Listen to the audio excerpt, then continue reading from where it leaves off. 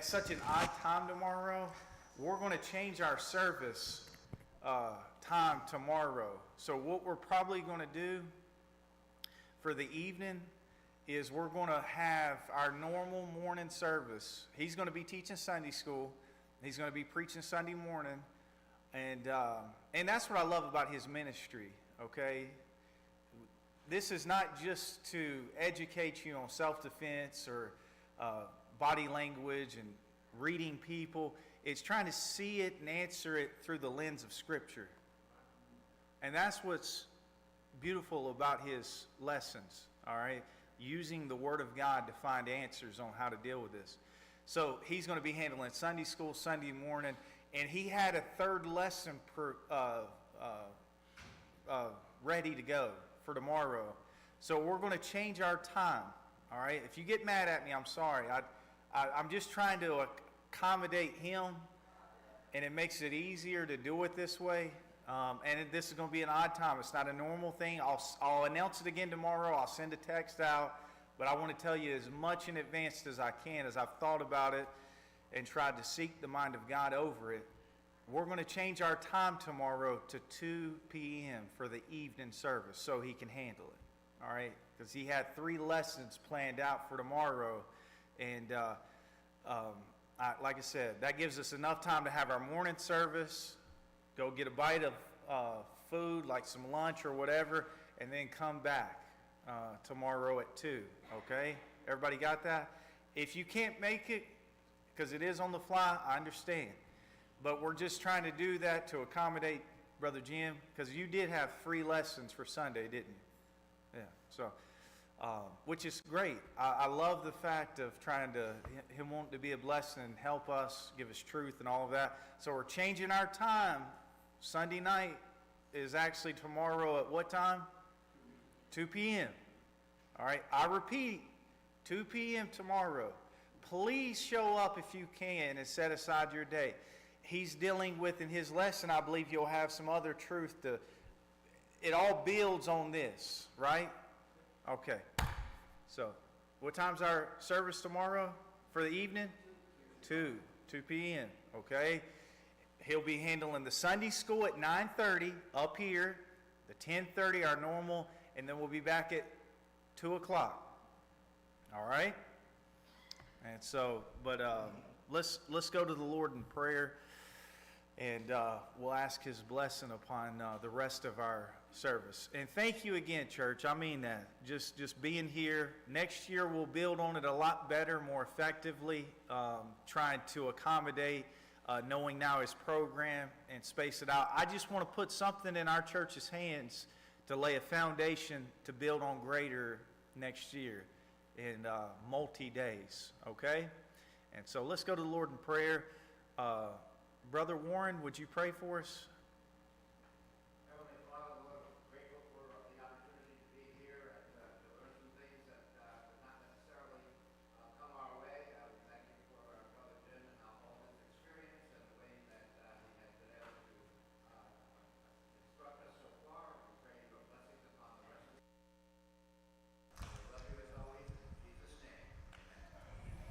All right. Now, we're getting ready to get to the meat and potatoes. We just talked about a soft answer turneth away wrath and how to talk to people and deal with them. The next one is your posture. Don't be a threat, or don't appear to be a threat, all right? And that's what we want to do. When dealing with emotional people, it's best to appear as non-threatening as possible. So, and that baby can say amen all they want to. It doesn't bother me one bit. So, anyway, so how do we do that? How do we appear not to be a threat? It's actually a learned skill, okay? And you almost feel absurd in doing it when you're dealing with people, okay? I don't walk around with my eyebrows looking like this all the time, okay? Hey, how you doing? I don't do that, right? My natural thing is to let gravity take a hold, and I'm like, right? You know, so we want to pose not to be a threat. The first thing you want to do is stand erect. Now, as I stand erect, I'm just going to stand up. I'm not sticking my chest out. I'm just going to stand up straight. My head is held high. Because if you think of a fighting position, we typically think of a fighting position. My hands are up. I'm here. My head is bowed. My eyes are furrowed. My shoulders are curled. And I'm like, let me tell you something, right? So I don't want to do that. I want to be the complete opposite, right? This is an intentional thing. It's not that I'm allowing myself to be at a disadvantage, all right? I know instinctively what I'm doing, so I'm prepared if they do try to hurt me, I can defend myself. But I want to stand erect. The next thing I want to do is I want to raise my eyebrows. Hey, how you doing? And I'm going to smile. This is not my natural way, is it, Nathan? No, Jim doesn't look like this, right? You just don't. But when you're doing that, you want to pose not a threat. And so I want to raise my eyebrows, right? And look at them in the eye, all right? Typically, if I'm dealing with somebody, I'm going to be watching their hands, especially the closer I get. I'm not looking at their face so much. I'm looking at their hips, and I'm looking at their hands. But when I'm dealing with somebody, I'm going to look them in the eye, and I'm going to try to talk to them. And at the same time saying that, I'm keeping a little distance. I'm not going to get right up in their face, because if I'm in their face, then I can't see what? Where their hands are. I don't have a reactionary time in case they do want to hurt me. So what I want to do is I want to stand erect. I want to raise my eyebrows. I'm going to smile. It's going to be okay. I'm going to use a soft answer, like I was talking to Anderson earlier. What do? I reach out and grab his hand if possible. I'm going to pull him in close to me. I'm going to smile. He knows me because I know his name, right? I want to get to know him. And so here I am. It's going to be okay. Use words of comforting. I don't know what's going on, but let's go talk about this. And I lead him where I want him to be. Now, I'm prepared if he tries to assault me to do what? To cover up and defend myself, right? I'm prepared for that. But I want to pose not a threat. So we talked about a soft answer turning away wrath. We talked about removing them from the object of their wrath or from the environment. And then we would talk about not posing a threat. Now, there's another section in your notes there which we're not going to take time to do for time's sake today. But this is the motivation of violence. And the scriptures are very clear on why men get violent and why they get upset and so forth. And I plan on spending a little time on this, especially on part 3. But I'm not going to do that because we don't have time. But I think that's in your notes. Is that correct? Okay, good. Y'all can go through there and look at some of the scriptures and kind of read it. It's there. But there are 3 specific reasons. But we're going to move on from there and get to the meat and potatoes. But before we do, understand, we call this the CST. At one time, we think of it being a security team and a security ministry, and really it's not. This is a church service team. When we come here, we're here to minister to people. Understand, the key to this whole thing is this. Men, you need to make a decision. Am I going to be the man? Is that thing dead? Or are you still? Okay. Am I going to be the man that God wants me to be? If a new person comes in here and they're a new convert, and they come up to the preacher and they say, "Preacher, how do I become like Jesus Christ? You keep talking about this. I'm supposed to be like Christ. How am I supposed to do that?" And he goes, "You know what, Bill?" He said, "That is a great question." He said, "I'm going to introduce you to Anderson." And he said, "You do what Anderson does." He said, "You'll be like Christ." You have a new lady that's saved, ladies. The Bible tells us about teaching younger women, how to love their husbands, how to be women, right? Godly women. And they come in and say, how do I do this? And they go, "You see that woman right back there? I'm going to introduce you to Heather. You just do what she does." You see, this whole thing, a service ministry, is that. You are people that have come together and said, "I am going to be the example." Paul said it to Timothy. He said, "Just do what I do."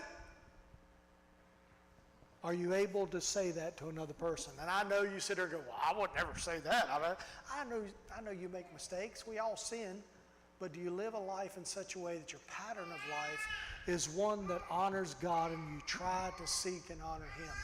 David made many a mistake, but guess what? He's a great example, and he was a man after God's own heart. Are you that? So in so doing, I need to understand that doesn't happen just by showing up to church on Sunday morning. That doesn't happen by coming on Wednesday night. That happens by building a relationship with Jesus Christ on Monday, on Tuesday, on Wednesday, on Thursday, on Friday, on Saturday, on Sunday before I come to church. I come to church on Sunday morning, yes, to worship God, but I am prepared to minister to anyone that needs my help. So I come to church on Sunday to serve. If there's nobody that's having a problem that God shows me and I can't help them out, guess what? I come into the service, sit down, listen to the preach, and have a good time. But I see Anderson walking into the church service, and I noticed that he left his wife in the car with the kids, and I said, man, he looks mad. And by the time he gets to the door, he goes, hey, Anderson, how you doing? He goes, man, I'm good. It's good to see you. And he walks in. I know he's lying to me. Guess what? I might let him go find a place, but in a few minutes, I'm going to come up and I go, Anderson, hey, man, I got a question for you. What's that? I noticed this, and it might just be me. I said, but I noticed that normally you walk in with your wife, but today you left her in the car, and she was in there for a while. Is everything okay? Yeah, it's okay. Are you sure? Because it feels like it's not. Would you like anything? Do you need anything? Would you like to talk about it? No, I really don't want to talk about it right now. This is the key. He doesn't want to talk about it right now. But here he is. And I go, man, that's all right. I said, but can I pray with you? And he goes, yeah, that'll be fine. And right here, while y'all are talking about the football game and you're hunting and fishing and I don't know what else women talk about, I have no idea. But I sit here and I go, Lord, Anderson's my brother and he's my friend and you know I love him. And I know there's something on his heart and you know what it is. And right now he's just thinking about it. I ask you that you would give him peace and that you would give him wisdom in how to deal with this and that you would help him in the only way that you can. In Christ's name, amen. God bless you, man. If you ever want to talk, you let me know. All right, I'll be here. And then I do what? I walk off.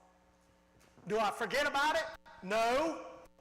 Because tonight when I see him, I walk up and say, hey, man, is everything going okay? Did God answer that yet? Has he gave you an answer to what was bothering you? Maybe on Wednesday, I do the same thing. We had some guys at one time, there's a particular guy in church. He was in our group because you know what? I believe that everybody here has divine appointments. Out of 6 billion people in the world, you guys are attending this church. And out of all those people, God put the people around you in this church with you, and they sit in the same spot every Sunday, right in front, beside, or behind you. Out of 6 billion people, God found the one person that can tolerate you continually and sit beside you. That they are yours. You are responsible for them. That is kind of like a divine appointment. They are under yours. They are you and yours. Does that make sense? They're in my group. There's a particular guy in church. He used to sit in front of me. He goes to another church now. But he was gone on a Sunday morning, and I noticed. I said, well, he wasn't there Sunday night. So I called. Left a message on his answer machine. It was a home phone at that time. It's been a while. And for those of you who don't know what a home phone is, we used to have those things. But I know everybody in here is old enough to know that. But anyway, I left a message. Well, Wednesday night, he wasn't there. So I called again, left a message. On Thursday, guess what I did? I went by his house and knocked on his door because I didn't know if he was sick or something was going on or whatever else. I went to his house. He's a friend of mine. I was checking on him because he wasn't at church 2 days in a row. Pastors know you miss 3 or 4 services. Guess what you don't do? You don't come back. Well, come Saturday, I get a phone call at my house. And he goes, hey, Jim, this is such and such. And I said, hey, man, I missed you. He said, I can tell. He said, you left a couple messages on the phone and you left a note on my door. I said, yeah, I missed you at church. I noticed you weren't there. I want to make sure everything was okay and you weren't sick or something was going on. He said, we were on vacation. I said, oh, that's awesome. I said, I hope you had a great time. You know what he did for the next 3 or 4 years every time they went on vacation? He would call and let me know that he wasn't missing church just because he's being sorry, right, or something was wrong. He was going on vacation. Well, that's great. That's great. And that's okay. See, we minister to people. Now, wouldn't it be nice if you saw your friends that are in this church service and wherever it happens to be, you see a burden on their heart and you come to them, you say, hey, are you okay? That's a fabulous word, by the way. That sentence, are you okay? Men, wouldn't it be nice sometimes if somebody look at you and go, are you okay? And you'll lie and you'll go, I'm fine. And they'll say, well, that might be so. Would you mind if I prayed with you? Wouldn't it be nice on Sunday morning to see 10, 15, 20 people praying with each other in here, preparing your hearts to worship God rather than talking about the ball game or the race or fishing or whatever else. It can change the environment of your church. See, I have an obligation to you. I have an obligation to other people. And I'm going to reach out. I'm going to intercede in your life if I feel like something's wrong. I'm not going to pressure you. If you say you're fine, everything's good, I say, okay, I'll let it go. Leave it up to you then. I might have just misread it. But think of this. If you come to him, out of all the people in the world, I look at you and I go, there's something wrong. Wonder if I can help. And I go ask.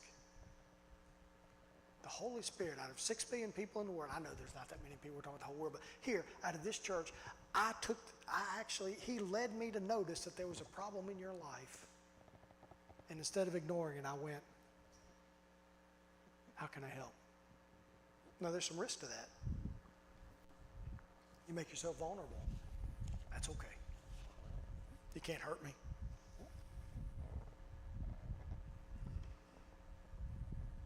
You might talk bad about me, but that's between you and God. You can't say anything bad about me that I already know that's not there already. I know how wicked of a person I am. Anything you say is probably better than the truth. So what's to be offended by? So we are here to serve in any capacity. And I'm going to reach out to the people I know because, as I said before, as I intercede in their life and I do my part led by the Holy Spirit, I know that God will do his part.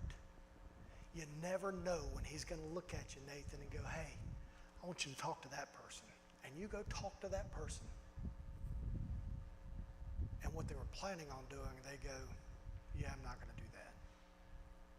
I had a friend of mine that was a state trooper. He ended up retiring as a sergeant, but he stopped a car one day. And as he stopped that car, he walked up to him and he talked to the guy who was doing interdiction work. He talked to the guy and sent him on his way, wrote him a warning ticket for whatever it was, failed to change lanes or whatever else, sent him on his way. The guy actually was tracked, and he was found down in Alabama at some drug warehouse, whatever it was. They did a big raid down there with the DEA, and he had actually killed 2 law enforcement officers on his way to Alabama from New York that had stopped him. He'd been stopped 3 times, and the trooper was the 3rd time, and he's already killed 2 other officers, and nobody knew who it was that had done it. It happened in succession, and he stopped him and talked to him, went on his way. They arrested him and tied it all in, and they asked him the question because they found the warning ticket that the trooper had given to him. And they ask him this question, says, why didn't you kill that guy like you killed the other 2? And he said, because he was nice to me. He treated me with respect. And he said, I let him live. He said, because I planned on killing him. You see, just by being cordial and being nice, he didn't catch anything. He was sitting there going, and by being polite to him, being what he was supposed to be, it saved his life. You never know how your actions today will change the course of history.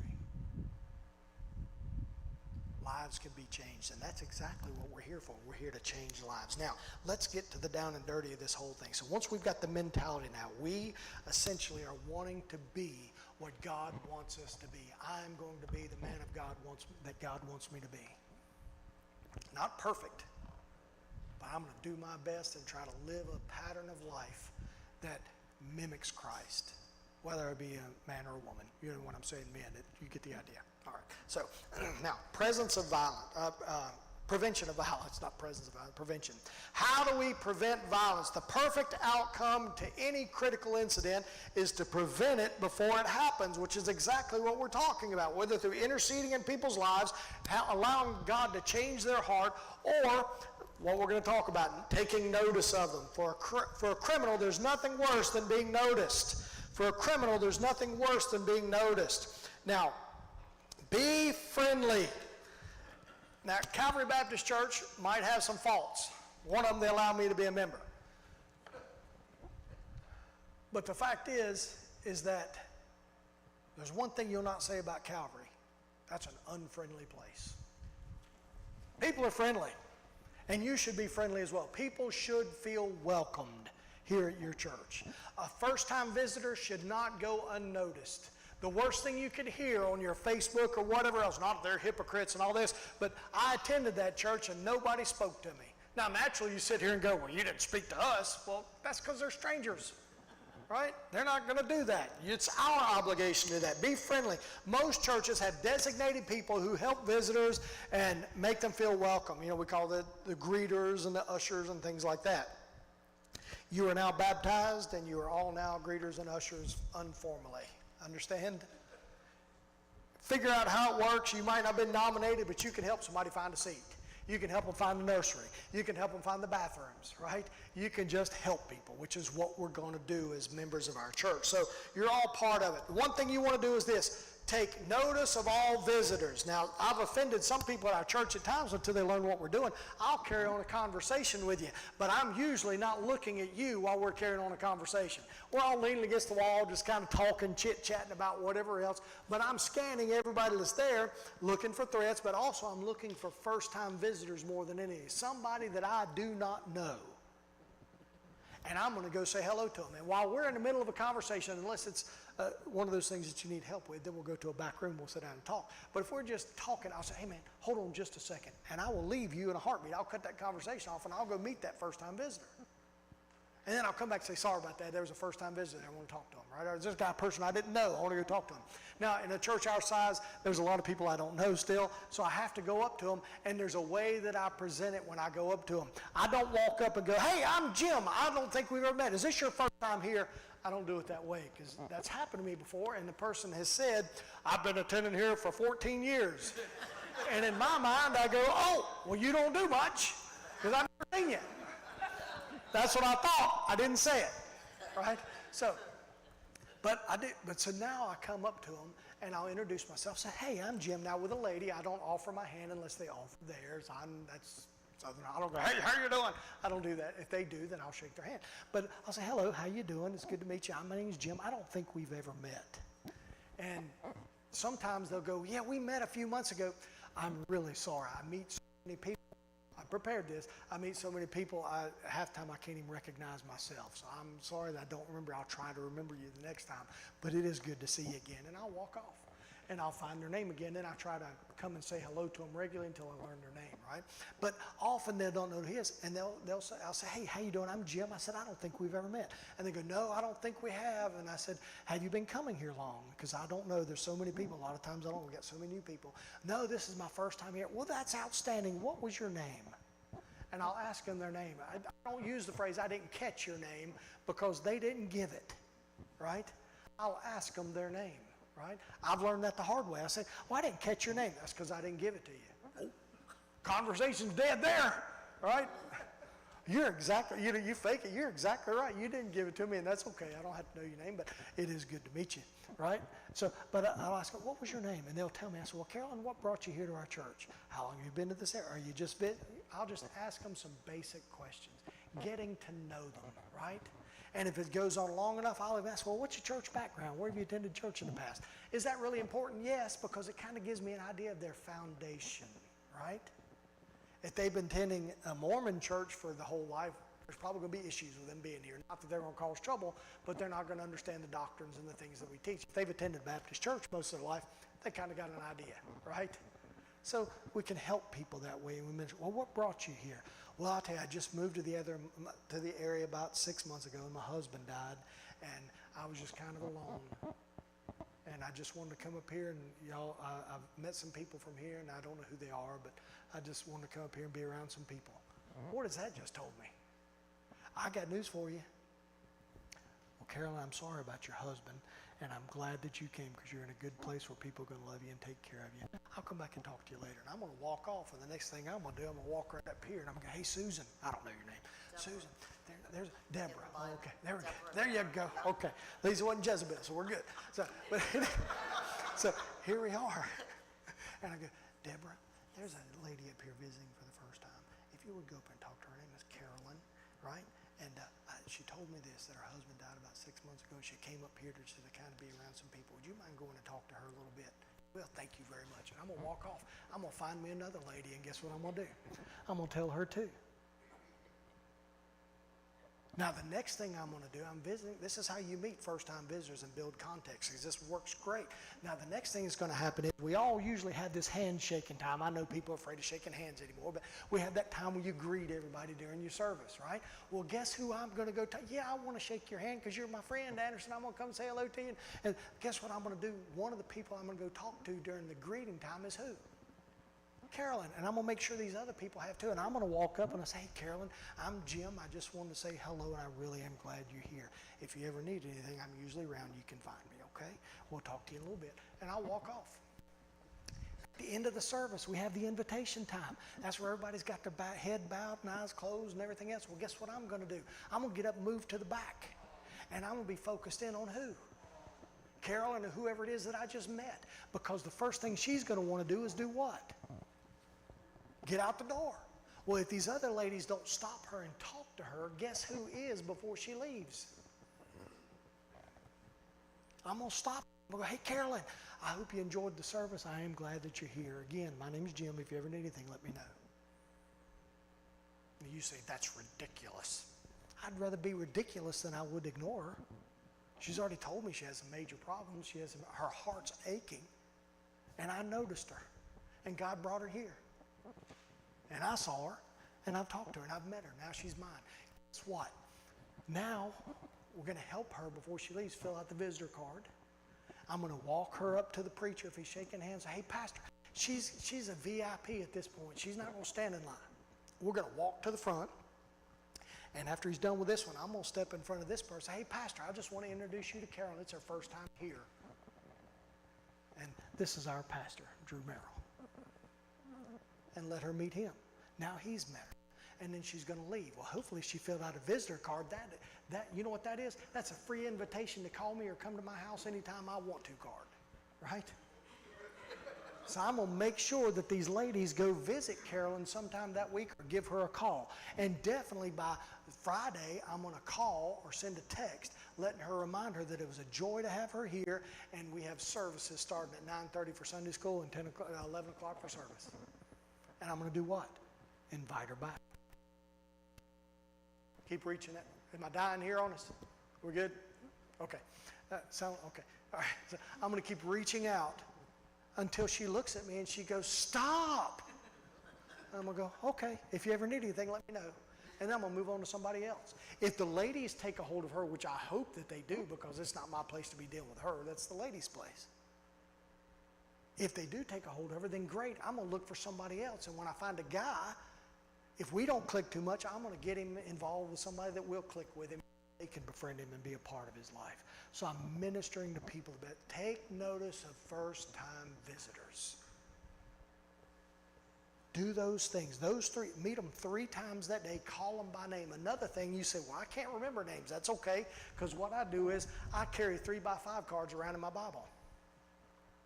And I write their information down. Now, I don't do this. I don't walk up and I go, what's your name? What's your maiden name? What was the first car you drove and the name of your first dog? Right? I don't do that. Where you from? What you do? I don't do that. But I do have this 3x5 card, so when I walk off, because I can't remember my own name sometimes, I walk off and I'll pull it out discreetly and I'll put Carolyn wearing a white sweater. Husband died 6 months ago. Came here for fellowship. And I put it in my pocket. That way, if I've met 2 or 3, when I see her at handshaking time, I can go, what was her name again? Oh, that's Carolyn. Right? When I'm getting ready to leave, I go, oh, that was Carolyn. Carolyn, that's right, it was Carolyn. And I won't forget. Right? So I'm not calling Deborah Susan. So I do that. I write it down. The other thing I use this for is this. If I meet a first-time visitor and there's something odd about them, because I'm going to take note of any odd behavior. They've made me not feel. You say, well, how do I know that? We'll give you some things to learn here in just a few minutes. But the simple fact is you've all been around people long enough that make you go, there's something weird about that person. Right? If you think there's something weird about that person, get somebody else to go meet them. What's your name? Joe? Nice to meet you, Joe. I'm Jim.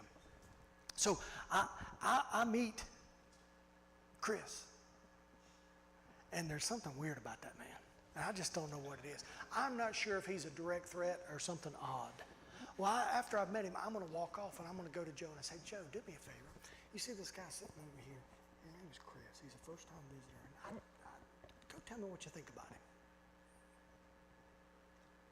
And he's going to go up and introduce himself just like that. Hey, I'm Joe. I don't think we've ever met before. And he's going to talk to him a little bit. Then he's going to come back to me and he goes, yeah, man, there's something odd about that cat. Or he's going to go, I didn't think there's anything wrong with him. No, okay, well, that's good. I must have didn't see something, right? Well, he doesn't really pose a threat, but there's something odd about him. We both have a joint venture in this of going, yeah, that dude's odd. Well, what we're going to do is we're going to help him find a seat, right? So Joe goes, hey, can I help you find a seat? And what we'll do is we'll find him a seat, and guess who we're going to put him beside? One of the other guys on the church safety team or church security team or ministry team, service team. We're going to put him right beside it. So the clue is this. If I walk up to Joe and I say, hey, Joe, this is Chris. Do you mind if he sits beside you? I don't have a problem with all that. Come on in. Nice to meet you, Chris. I'm Joe. Guess what I've just told Chris? I thought there was something strange about this guy. Someone put him beside you. So if he gets up in the middle of the service and starts to walk out and head back to the children's wing where the children's bathrooms are, Joe's going to do what? Go with him.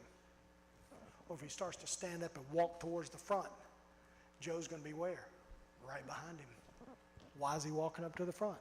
Well, he's getting ready to go up there and sit down, kneel down and pray during the middle of the service. Some people do that. Well, Joe's going to do what? Kneel down beside him and pray too. If he starts to go up there and kill the pastor, Joe will tackle him to the ground and stop him. So I'm going to teach him. So how do we, if I find somebody odd, I'm going to put him by one of the people that I know that has gone through what we're talking about. So he knows that's a signal. Do you mind if I sit him beside you? Or if you just packed out and say, hey, Joe, you mind if I'm moving over so I can put this guy beside you? Everything's okay. What did I just tell him? Don't worry about this. We're stepping outside. This is the only seat we got left. Right? I'm putting him beside you not because he's an odd duck or he's a threat, but because there's the only seat we got left. Right? So we're going to deal with people. So this is critical, and this is how we minister to people. If you realize that they have a burden. So we're just talking to Carolyn, and she says, my husband died 6 months. It was Carolyn, right? What, did I make that name up, or is that your real name? Did I? What is your name? Okay. Carolyn? Yeah, I thought it was. I make up names, and so I'm sitting there going, I keep calling her Carolyn. I'm thinking, man, did I get the right name or not? Okay. So anyway, there we go. All right. So Carolyn has told me her husband died 6 months ago and she's here for fellowship. Guess what? That is an opportunity to do what? Minister and to serve to somebody. Does that make sense? That's what we're doing. That's what we're doing. Now, a friend of mine and I went on visitation. I'll tell you how God does this. A friend of mine and I went on visitation. We went to this particular house, and we had an appointment to meet this guy during the middle of the week, and he wasn't there. And he's like, man, he should have been here. We had this time. And he said, you know what? I remember over here somewhere there was a guy that attended our church. Since we got time, you mind riding over there with me to go talk to him? I said, I don't have a problem at all, because we're going on visitation. So we go over to his house. Middle of the week, middle of the day, we walk up. He was in the Marine Corps, and of course I was in law enforcement. We walk up, and he knocks on the door, and when he does, we heard a distinct sound of a shotgun being charged. A pump-action shotgun. Everybody knows what that sounds like, right? When he did, we both stood to the side, just like that. And when we did, Tony, my friend, he said, hey, is this such and such? This is Tony Hart. Everybody, if you know, this is Tony Hart from Calvary Baptist Church. I'm looking for such and such. No sound. The door opens and starts to open up. The guy's standing there with it's actually an 870 Remington sitting right there in his hand. And he goes, Tony Hart. He said, come on in. And he sits down. As you walk in, it's one of those split-level homes where it has the steps right there in front of the door. And as he does, he steps back and he sits down on the second step and he leans that shotgun against the wall. He said, what are you doing here? He said, well, we were out on visitation. And he said, as we finished up where we were, and he said, God laid you on my heart to come and talk to you. And the man started to cry. And he said, that's amazing. And he said, what's wrong? He said, when you knocked on that door, he said, I was getting ready to put that shotgun in my mouth and kill myself. That man has started attending church. He doesn't attend church anymore with us. He goes to another church. But he's attending church on a regular basis. He's gotten married. He had never been married before. and he has several children. He's serving and honoring God. All because one man decided to do what? Follow the leading of the Holy Spirit. When God puts a divine appointment in front of you, it's your obligation to do what? Follow it. Might be that you make a mistake. We had a guy one time, he was decked out. The security guys had already talked to him and discussed with him. I already patted him down without him even knowing it that I was looking for a gun. There's ways to do that. And just saying hello to him. And he'd come in, he's wearing a big duster. He's got leather boots on. He's got a leather vest on and a hat when he walks in. He took his hat off, long, stringy hair, covered in tattoos. He's sitting towards the back of the church, and nobody's sitting right there. There's like 2 or 3 spots. But we'd said hello. And everybody's watching him, and towards the end of the service, right before the invitation, he stood up and he started marching straight down the middle. Well, I'm sitting over here. I stood up and I started moving. I'm going to do what? Cut him off, meet him in the middle, or I'm going to stop him. And as I do, the pastor sees me coming, right? Because he's making a beeline to him. He's target focused on the preacher. And he goes just like that, because I was coming this way. He goes, and I stopped and I just sat down in between 2 older ladies on the front row, right? There's one spot, I squeezed in right between them. I just sat down. I was getting ready to stop him, right? I was going to be nice about it as best I could, because I thought he was coming towards the preacher. And so I sat down, and the preacher waved me off. He walks up, he shakes his hand, talks to him, and the guy had accepted Christ as his Lord and Savior just a few days before it. He was coming to church to make it public. Now, we perceived it, his whole manner and demeanor, as what? Odd. It was. And he was doing something that just doesn't happen, So I looked at it one way, and it turned out to be another. We intercede in people's lives. If you overstep your bounds, ask for forgiveness and move on and dust it off and keep on trucking. We learn, right? So the first thing we want to do is intercede in the lives of first-time visitors. Make sure you know who they are. Get that 3x5 card. Write down any strange behaviors, right? Now, the next thing you want to do is this: limit access to your services. Now, a lot of people don't like this, but it's okay. You should, once the church starts and most people are in and they're seated, lock the doors. People shouldn't be coming in through the back. Train your teachers and your Sunday school teachers and the kids not to open the doors for people. Let adults do that. But you want to have somebody that's watching the doors. Now, I'm looking at these main doors here. They don't have windows in them, so you can station somebody on the outside, right?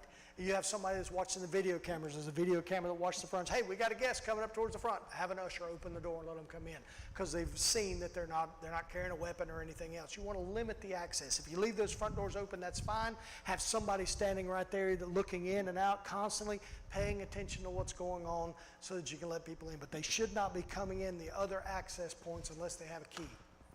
He said, well, I don't like that. Well, I'm sorry. There's a reason. I want to focus.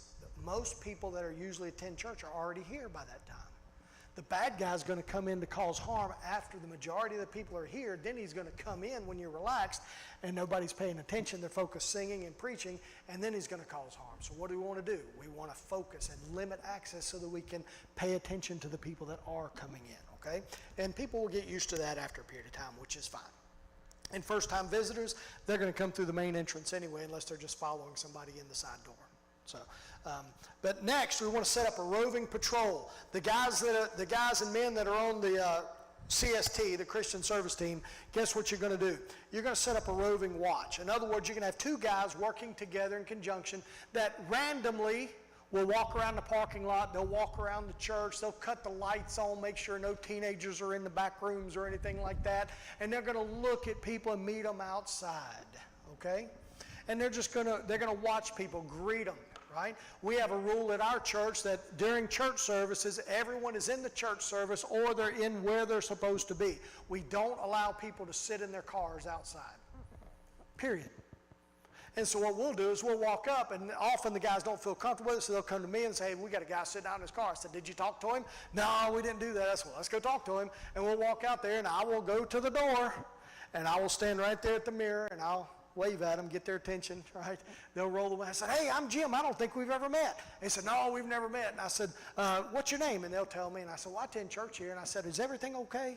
We noticed you were sitting out in your car. And I said, for safety reasons, we have a common rule that anybody that's on our property during church services must be in the church service where they're supposed to be. We just don't allow people just to sit in their car and just sit here. We don't know if you're sick or there's medical issues or something's going on. And they go, no, my kids are in the church service. And I said, okay, well, why don't you come in and visit with us? We'd love to have you there too, and that way you're here. And they go, no, I don't want to do that. And I said, well, if you do this, I said, you can leave them here because they're safe. I said, just come back about this time. You beat the traffic coming in. I said, you can pick them up and just pull right up front and pick them up at the front door. Well, I'm not leaving. Well, if you choose not to, that's okay. Depends on the situation. But guess what I'm going to do from that point forward? I'm going to stand right there and carry on a conversation with him, because if he's not going to be in the preaching service, he's going to talk to me for the next hour. Right? And we're going to talk. Right? And we're going to discuss. And where do you think the conversation will eventually go to? About Jesus Christ. And when he reflects it off, we'll talk about something, then we'll go back to something else. And we'll get right back to where we are. So either way, he's going to be with me, or he can be in the church service, or he can leave. But he's not going to sit there by himself. You say, well, that can be offensive. What am I offending him of? What am I offending him of? I'm going to talk to him about Christ, because without Christ, there's no hope. And I can't just leave him here because it's not safe. I don't know this guy. I don't know if his kids are in there, or whether he's waiting on some child to come out and take them. I don't know. I'm just going to sit there and do what? Talk to him. You know what often happens? I hate to say it. They say, hey, man, I got to go. What time did you say I could be back? I said, you'll be back at about 11:45. I said, you better get in here right up front. I said, you'll be able to pick your kid up and leave from there. All right, we'll see you then. I said, have a great day. Nice to meet you. And then I'll leave after he drives off. We just don't allow that to happen. So there's ways to talk to people and deal with them without having an issue. You say, well, I'd rather them think I'm a nut and overbearing that way than just to ignore them and allow bad things to happen. Okay? So take notice of all first-time visitors. We're going to limit the access. We're going to have a roving patrol. Lock your doors to keep people outside if necessary. If you see a threat, you want to make sure those doors get locked and they do not come in. This is a three-tiered system. Every Sunday, we all like to come inside where it's cool and where it's dry, where it's warm, depending on the seasons. But I got news for you. The first thing that you need to be doing is being out in the parking lot, guys, and looking at the people that are pulling in. How am I ever going to see that Anderson has an issue with his wife and him getting out of the car and leaving her if I'm not watching him get out of the car? I can't see him out in the parking lot when I'm standing in here talking to everybody about the ball game. So I'm going to be out looking for an opportunity to serve and minister to somebody. It might be that I see Carolyn bringing in a whole bunch of goodies for her Sunday school class, because it's, I don't know, whatever, and I'm going to go, I might give me a brownie. Let me help you out. Let me help you carry it. I'm doing what? I'm helping her carry her stuff in. Maybe I see a mother with 2 or 3 children that need help bringing the children in. Her husband couldn't be in church today. I can go carry her diaper bags for her. I'm not going to be a nut. I'm going to, hopefully she'll know who I am by this time, but if not, I say, I'm Jim, can I help you find the nurseries? Can I help you do this? I'm going to greet them the same way I would inside. Now, if I see a first-time visitor pulling up, I'm not going to chase them down to their parking space and go, hey, how you doing? What you doing? Welcome. I'm not going to do that, right? But I am going to take note of them so that I'll talk to them later. But I'm going to look outside. I'm looking to see who's coming. The roving patrol is going to do that as well. Once service starts, I'm going to be looking. What am I looking for? I'm looking for the guy coming in late. Conveniently 5 to 10 minutes late, where everybody's here. And as he gets out, he pulls his shotgun out of the car with him. We call it a clue. I don't have to confront him. But I can get back into church calling 911 saying, hey, we got a guy at our church with a shotgun in the parking lot, and he's not coming that way. And I'm going to use my phone or the radios to contact the other guys that carry weapons. And guess what? We're going to meet you at the front door. And you are not getting inside this church. Then I have the foyer and I have the other hallways, right? If you have a problem inside your sanctuary, whether it be a domestic situation, whether it be, God forbid, a shooting or something of that nature, you have failed. You have failed. if I meet you out in the parking lot and you've got an IED, planning on coming in here, that's what everybody's worried about, blowing the place up. You don't have to worry about that. It doesn't really happen. If that's the case, you're going to have to kill me and blow me up out here because you are not getting that thing inside here and killing 50 people. Man's got a gun out there. I can't tell you what to do if you confront an armed individual. I can tell you what happens if you do nothing. Innocent people die. The worst thing that can happen to me is not to kill me, is to paralyze me. I don't know what I'd do if I was a cripple. And I don't mean that negatively because there's a lot of great people that are handicapped. I don't know how I would handle that. However, you can't promise me with heaven. I'm going to kill you. Maybe. Maybe not. Worst case, people say worst case scenario, they kill you. No, worst case scenario is he injures me and I'm crippled for life. If he kills me, I'm going to heaven. But I got news for you, you're not going to get in here. So somebody has to do something. We don't have time today, but there is ways to deal with weapons on how to disarm people if you are unarmed and how to deal with them and how to make them nothing more than paperweights, which maybe we'll do that another time. But anyway. So we want to do that. You've got to confront the threat if feasible, right? And do not under any circumstances allow a threat to enter into this building. You guys that have come here today, they're going to be a part of this. You said not just the church members to understand the philosophy. If you're going to be a part of it officially, then guess what? You have answered the call and you said, I will stand in the gap, and if it costs me my life, so be it, but I will not allow harm to come to anyone else in this building. Not going to happen. Heard that statement, over my dead body? Maybe so. That's the only way. I teach, as I've taught law enforcement for years, I look at them, I said, you are not going to die on this job, but if you are, you take them with you. And that is the mentality you have to have. If there's a man going to come in here to harm other people, he can't kill me. I'm invincible. I'm in the will of God. But if I am going to die and God allows it, I'm going to take him with me. He's going to get to meet Jesus one way or the other, either through accepting him as Savior or standing at the great white throne judgment. But either way, he's not going to do it today. You say, that's crazy. I'm sorry. A lot of people think it is. Let me tell you something, men of God. You better get that in your head. The time's coming when persecution is already here. If you look at those little things about violence, one of the things that leads to violence is cowardice. It's time for saved men not to be cowards. And that means it's going to cost you something. And you have to put yourself at risk. I'd much rather me go to heaven than I would have a little child go to heaven. I'm not pointing at you. I'm thinking of little children. There aren't any in here. So we've got to do something. They had a shooting at a church years ago, and there was an off-duty law enforcement officer there, and he didn't have his weapon with him. And a guy came in and started shooting kids. And it really disturbed me. Not for the fact that he was shooting kids, but the thought that this officer had. He actually grabbed his children and laid them on the ground and laid on top of them, expecting to die.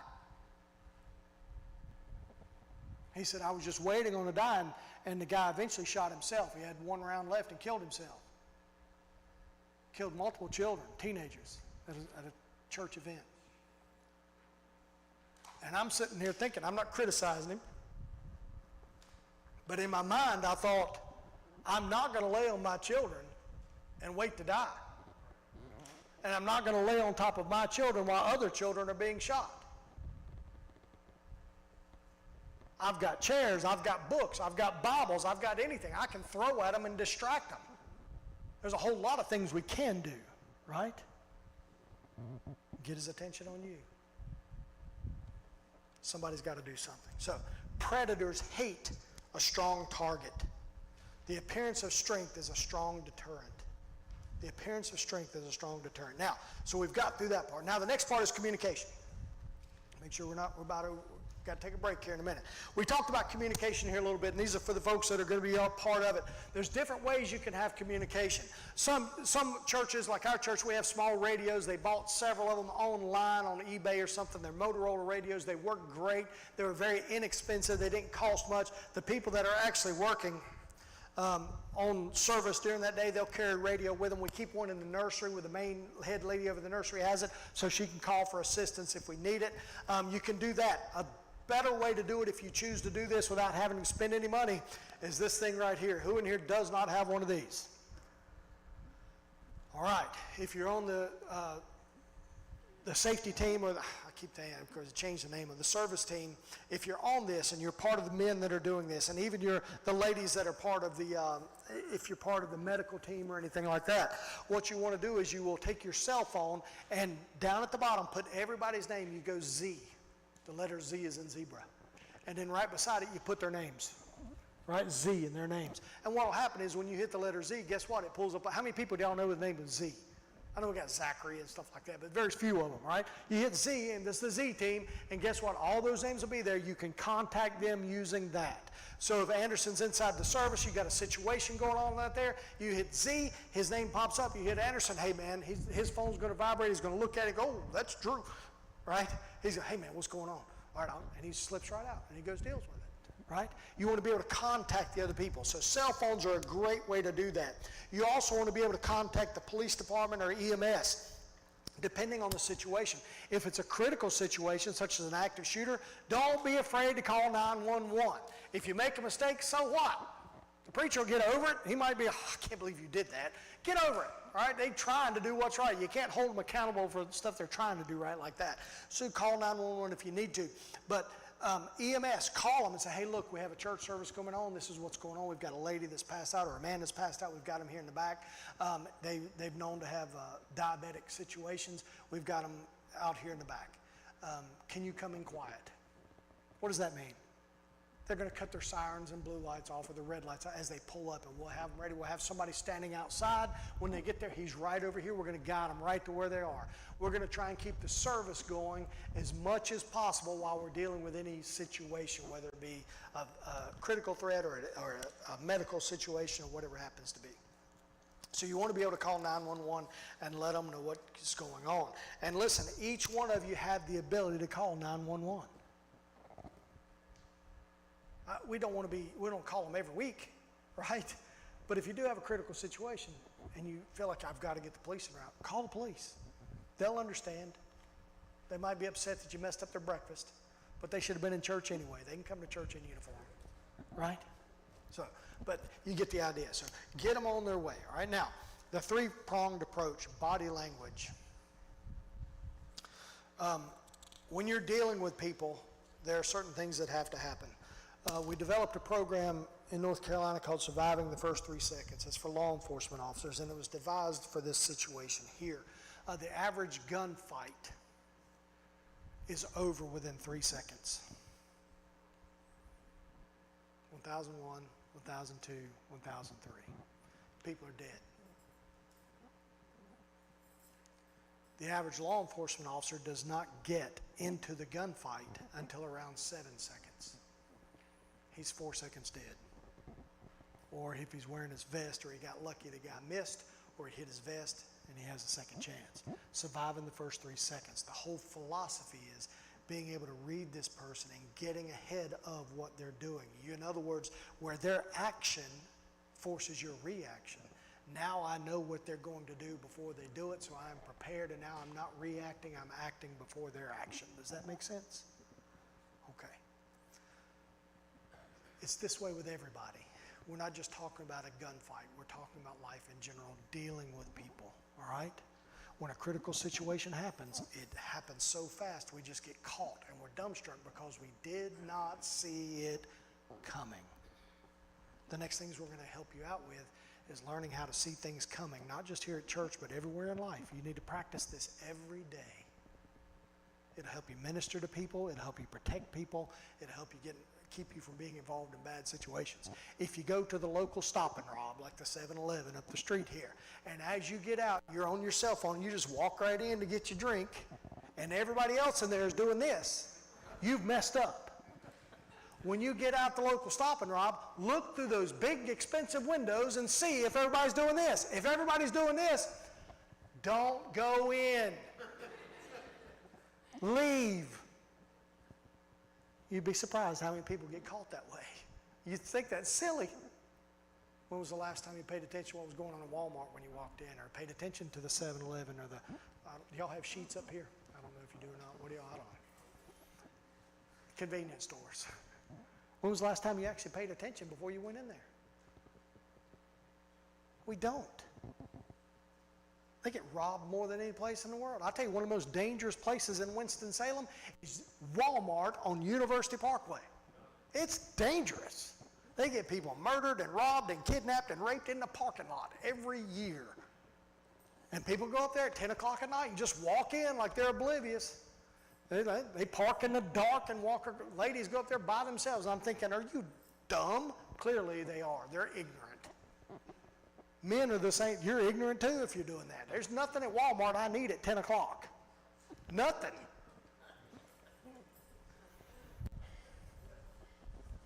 We're going to go shopping. Go to bed. I'm in bed by 30 minutes by that time. I don't understand it. My kids do. I'm sound asleep and I hear a car crank up and it's 10 o'clock at night. And I look out the window. Where are you going? Of course, you know, they're 17, 18. Oh, we're running over here to our sister's house. And I'm thinking, why? They should be in bed too. Go to sleep. Don't wake me up again. But anyway, so you got the idea. So those things, so body language, right? So the obvious thing is this: when you're involved in a critical situation, the first thing you've got to do, and this is what we're going to teach this for, is you've got to recognize that there's a threat in the first place. Remember I told you church people are ignorant people. They are just open and loving and caring, and that's great, but like most sheep, they have no idea there's a threat until they get their throat cut. Right? We want them to come in. But I want to know when I accept the wolf into my doors. I'm not going to treat him like a wolf unless he makes me, and then I'll put him down. But I allow God to transform him and change him. And instead of being a threat, now he can be beneficial. Right? And so I want to bring them in, and I'm going to teach them. So we want to bring them in. We don't want to be ignorant. So the first thing you've got to realize is there is a threat. Next, you've got to accept that there's a threat. In other words, I know I just saw something, but did I really see what I think I saw? I'm going to fix that right now. Yes. If you feel like there's a problem, there is. So that's why I went to Joe and I said, hey, Joe, would you go talk to them to see if you see anything? Or if I clearly see it's a threat, yes, I saw what that was.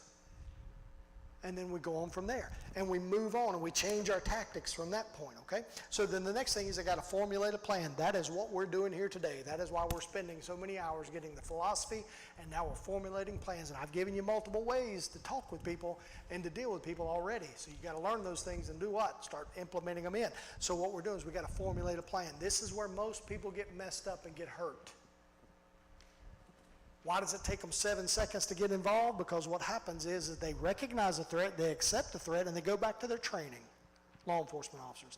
The problem is their training is something similar to this. Put the gun down, put the gun down, put the gun down, put the gun down, put the gun down, put the gun down, put the gun down, put the gun down, put the gun down, put the gun down, put the gun down, get down on the ground, get down on the ground, put your hands behind your back, put your hands on your back, put the gun down, put the gun down. That's their training. Until they get shot. And then when they get shot, they go, oh, bang, bang, bang, bang, and then they shoot back. When in reality, they should have done what? Put the gun down, boom, boom, boom. Right? They don't have to wait until that something critical happens that changes their mind. You get stuck in a military term called the OODA loop. In other words, you get stuck. For those of you who understand what a vinyl record is, or a CD, I guess all of us do, you get a little scratch on it, and that needle's going along, and it skips back. It skips back. It skips back. All right? Keeps playing the same little notes. It's a scratch. That's a training flaw. Right? And so what happens is that's called an OODA loop. It goes back to where it was. It goes back to where it was until what? You bump the record player and it skips past that skip and it starts playing the song again. You know what I'm talking about, don't you? Yeah, see? And you're like, what's a record player? That's all right. That's an OODA loop. And that's what happens when you're involved in a critical situation for the first time. You know certain things to do, but you don't know what to do after that because you haven't formulated a plan. We're learning how to formulate those plans today, right? That's why you're going to go over these and you're going to learn these things. You're going to start implementing them into your life so that when a situation happens, you don't have to think about it. You can just do what? Act, right? So body language. Now, everybody already knows body language. Everybody knows it. My wife was good at it. I'm going to tell you right now, there were times when I would come home from work and my wife would be there and I would pull up in a car and she would get the kids and put them in the car, right? And she'd say, hey, we're going to go pick up dinner. You need anything specific you want? I go, no, I'm good. And she would leave with the children. She perceived, I guess by the way I pulled into the driveway or the way I was seated in my car or whatever else, that I'd had a bad day. And the last thing I needed to be was around a bunch of hollering kids that were having a good time and being children. She said, he needs a little bit of time to do what? Right? And she'd leave with the kids. I would do the same thing. I would come home, and as I came home, and now my wife is a sweet woman, she's not like that, but anyway, I would come home and I would open my door and I could hear her in the house yelling at one of the kids. This is an exaggerated story, okay, because she's a sweet lady. Yelling at one of the kids. You know what I would do? I would get out, walk up to the door, being the man in the house, open the door and say, woman, what's your problem? No, I'm not stupid. I would get in my car and I would put it in reverse and I would leave. And when I left, I would call my wife and I said, hey, I was just thinking. Little did I know my children could see me in the big bay window and said, hey, Daddy's leaving. I would call and say, hey, I just thought about picking up dinner. What would you like? I'm not sticking my head in that hornet's nest, right? Same woman, she comes back shopping. I could tell when she came home whether or not things were good or not by the way she came into the house. Most of the time, I'll come out and help you carry the stuff inside. But when she's had a bad trip to Walmart or wherever else, I got news for you. I'm sending the kids out there. I'm not dumb. And they're going to do it. Let her deal with them, right? I'm staying out of that, right? But we've got to pay attention. It's the same way here. I've set up a game plan. I'm not smart. We all know body language is what I'm getting at. Everybody been around a dog before? Okay. We all know what a good dog is. We know what a bad dog is. And we know what they call it a dog. A good dog is one that takes notice of what's going on, has the potential for violence, right? But has discernment where he doesn't attack everybody that comes on the property. A bad dog is one that's going to hurt you, right? And then that good dog is just useless. It's the one that you just got to feed. It lays around. You got to push it out of the way so you can get into the house, right? Most of the people that come to church, and you're going to learn this, most of them, I hate to say this, which is good. This is what it's supposed to be. They have what we call a passive mindset. They don't have a care in the world, which is what we're providing them. We're providing a place to come and worship God, and they shouldn't have a care in the world. This is a place of refuge. So they're going to come in, and when you're going to see them, they're going to be standing there. Their feet are going to be just like this. They're going to be shoulder width apart or standing together, and they're going to be rocking back and forth. They'll be fully engaged, high-pitched tone of voice, looking at you in the eye, whoever they're talking to. They're smiling and waving. Hey, everybody, good morning. It's good to see you. They might be leaning against the wall, just carrying on a conversation, oblivious that there's anything going on.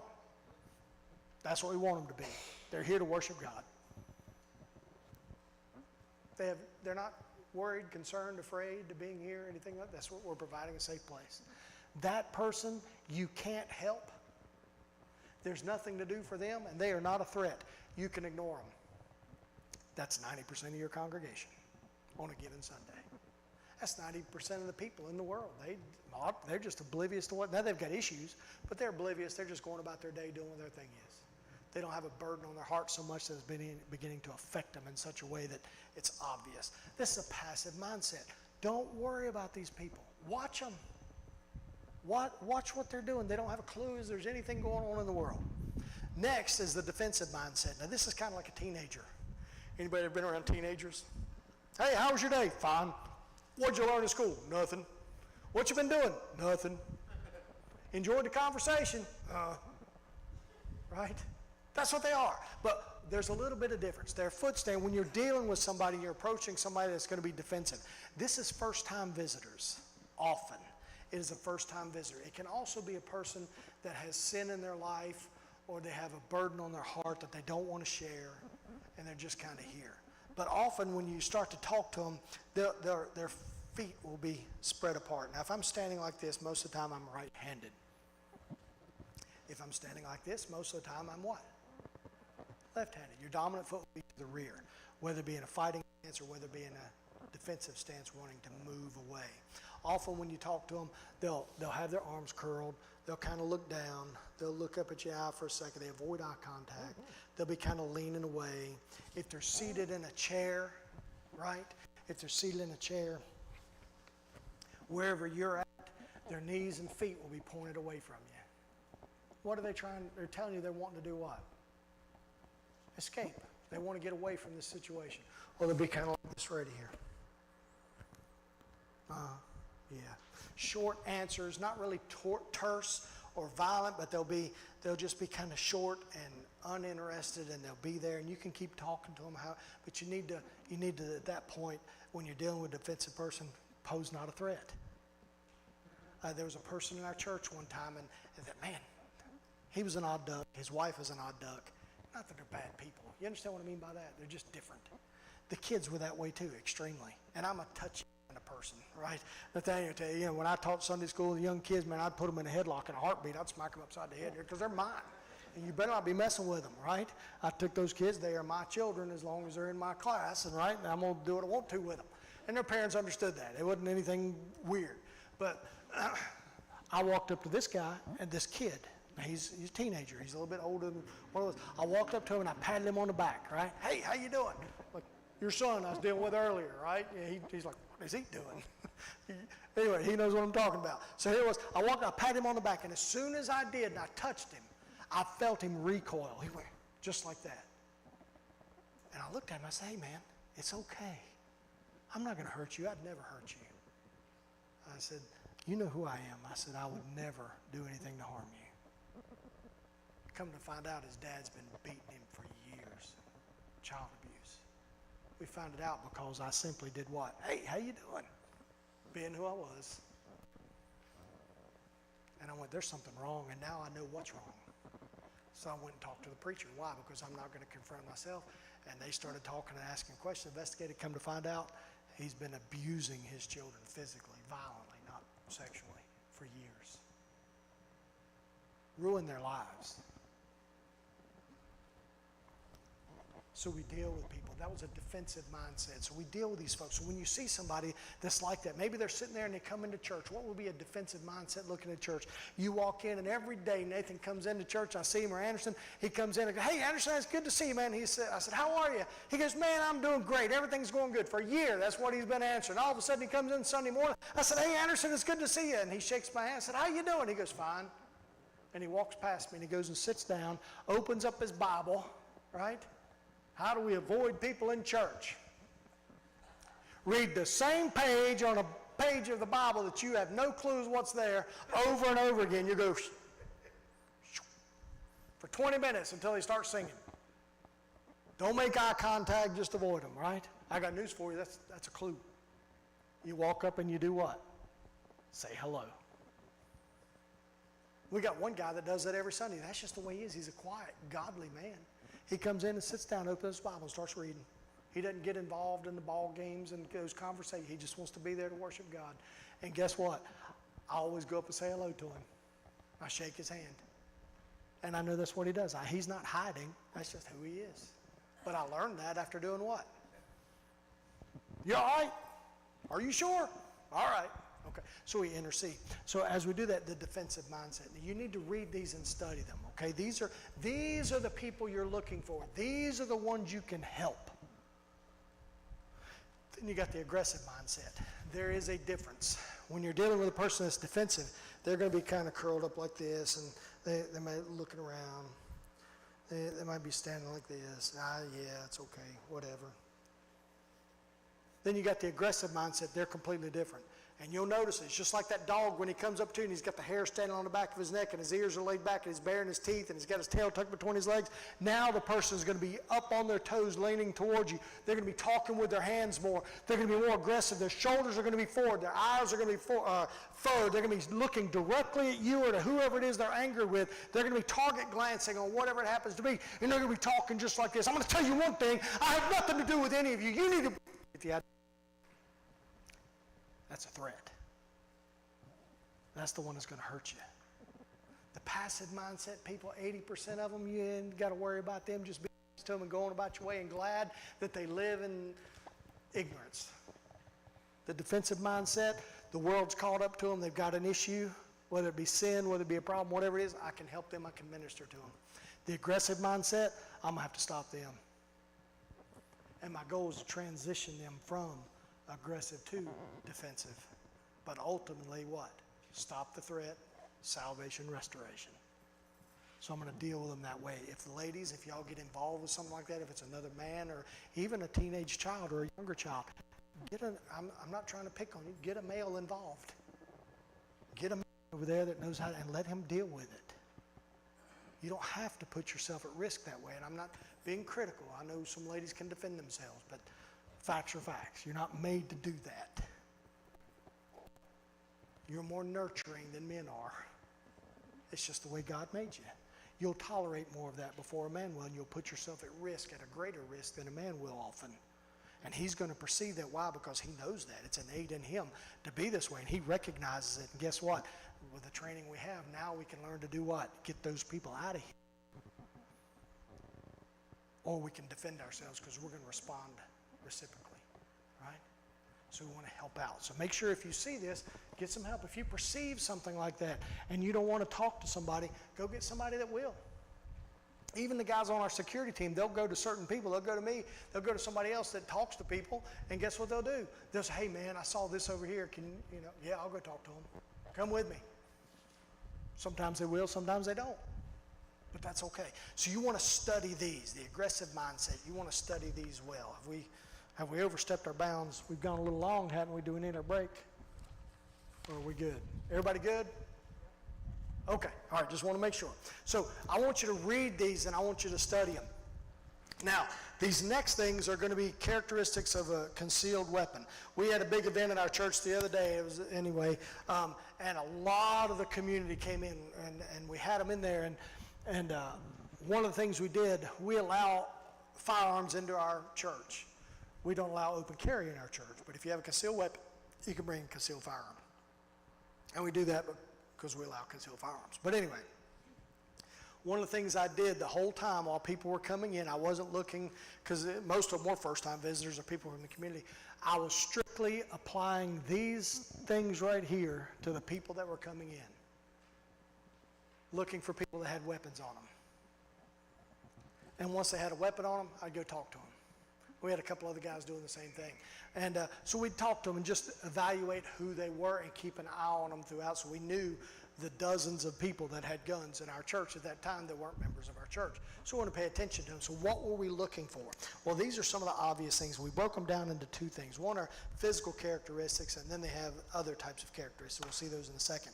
Other than an obvious bulge or an actual gun butt protruding from someone's clothing, it's difficult to spot a concealed weapon unless you're paying attention to specifics, unless you've been trained. And these are some of them. One is adjusting clothing after body position changes. Now, think of this. A law enforcement officer, every time he gets out of the car, right, he's carrying 20 pounds of gear on him. When he gets out of a car or stands up, he's going to do what? Hitch his britches up, right? Why? Because he's carrying this big weight around his... So he stands up. He's got to adjust his gun belt. He's got to adjust, right? Well, think about it. An average person with a gun on their hip, or what? It's the same way. They stand up out of a chair. What are they going to do? They're going to put it back in place. They get out of the car. What are they going to do? They're going to adjust it. Then they're going to do this one. They're going to pull that shirt down over top of it. Make sure it's pulled down. One of the main things we saw in our church was this right here.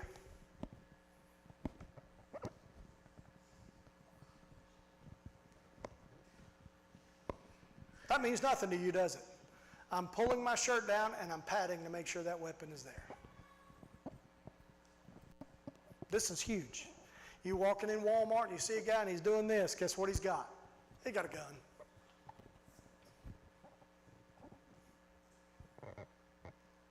This is a guy with a left-handed. He's a left-handed gun, right?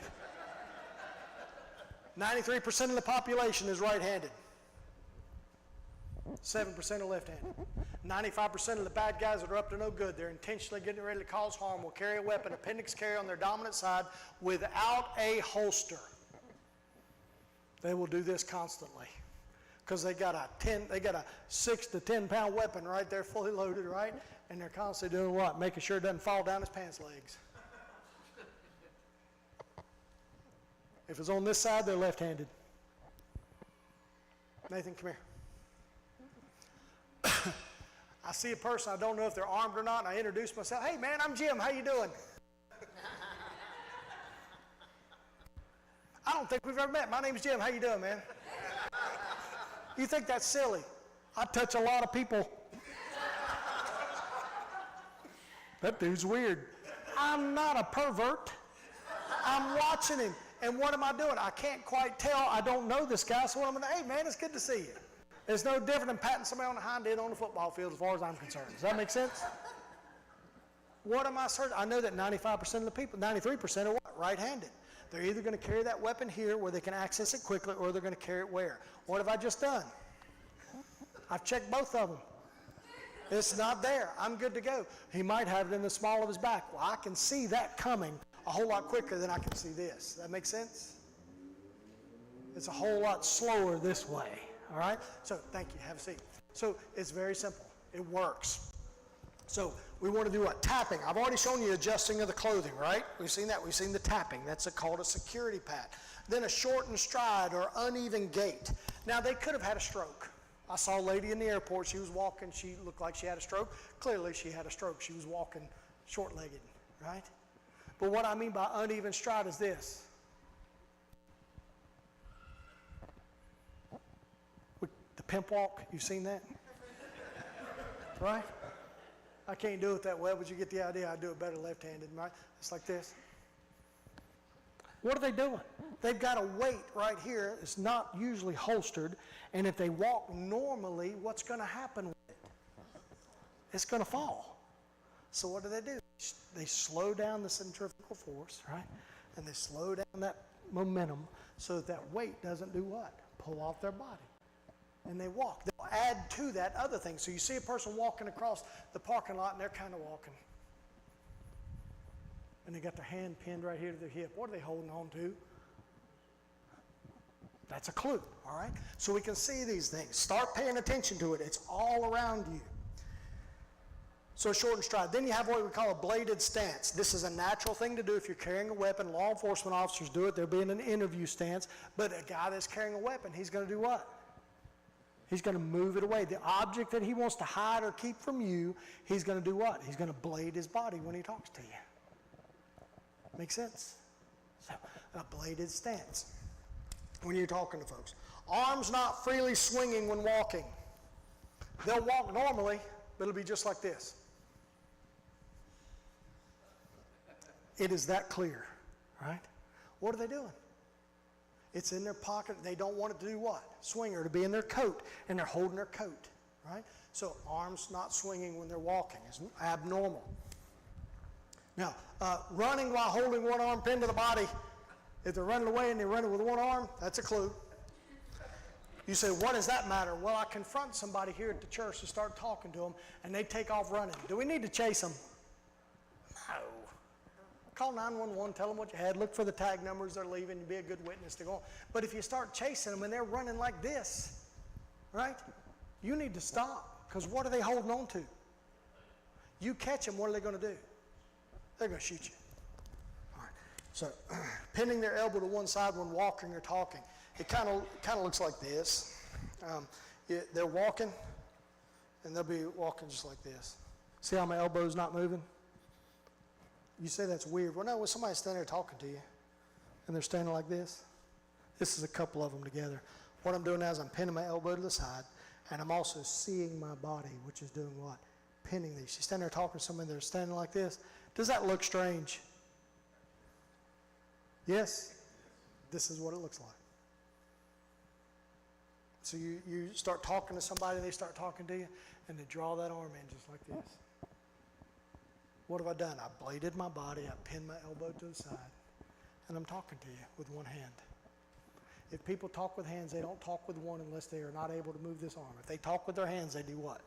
They talk with both. If he's doing this, I've given you 3 indicators right here off the bat. What have I done? I pinned my elbow to the side, I've seated my body in this direction, I'm talking with one arm, over exaggerated, and I'm leaning my body, and I've got a bladed stance. Okay?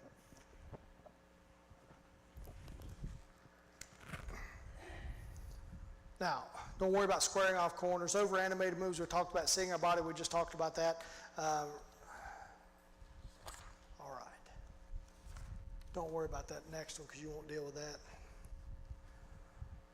And I just showed you that last one. So we're good with that. Next are clothing indicators. So we did those physicals. You say, what is all this? That should be in your lesson plan. I mean this. You don't have to learn them all today.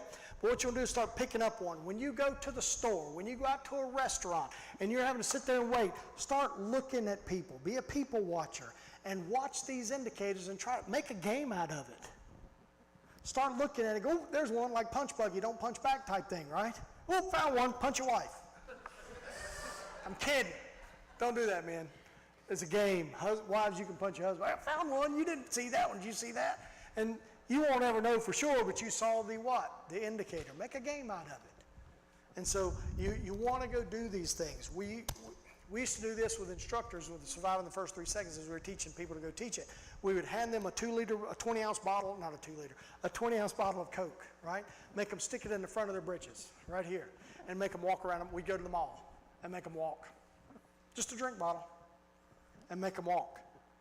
And they'd run up on people and talk to them and stuff, but they had to constantly keep that thing right where it was. And guess what? You didn't know which ones had it or whatever, but you would have the other instructors sitting around looking and trying to pick out the people that had the drink bottle in their waistband, right?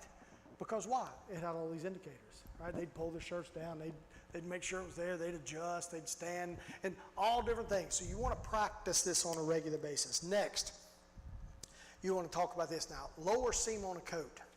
One side lower than the other. I try not to carry my cell phone in my suit coat pocket because when you stick it in your breast pocket, man, it starts to pull on the buttons. Anybody ever done that or know what I'm talking about? Or you have a coat on, you stick something heavy in your pocket, it pulls down, and your coat starts to slide and transition. Often that is the case. If a person has a coat on, and they're carrying a weapon or something, or in a shirt pocket, it will be sitting there, and what will happen is that it will begin to ride up and it will pull down heavier at a point. And so what will happen is if I have a gun here in my hand, right, in my coat, guess what? It's going to pull down, it's going to make that coat slide different. It's not going to wear properly. It's going to be uncomfortable. That's when they start doing what? Holding it when they're walking. The other thing it will do is it will create a V, okay? It will look like a V. There you go. Where the heaviest part is, where the gun barrel is, it will pull down on the clothing itself, and it will you will see the seams of the clothing, and it will point just like a neon arrow. If you start looking at it, it will point, and it will point right to where that heavy object is. So start looking at people's clothing, especially during the winter time right now. It's getting ready to transition to get cold. People are going to start wearing coats. You can start seeing them carrying their guns in their pockets or heavy objects, and you'll see it point right in that direction. And it will point directly to what you're looking at, okay? So clothing of a V connection. So uneven clothing, pulling it down. Another indicator, we talked that one.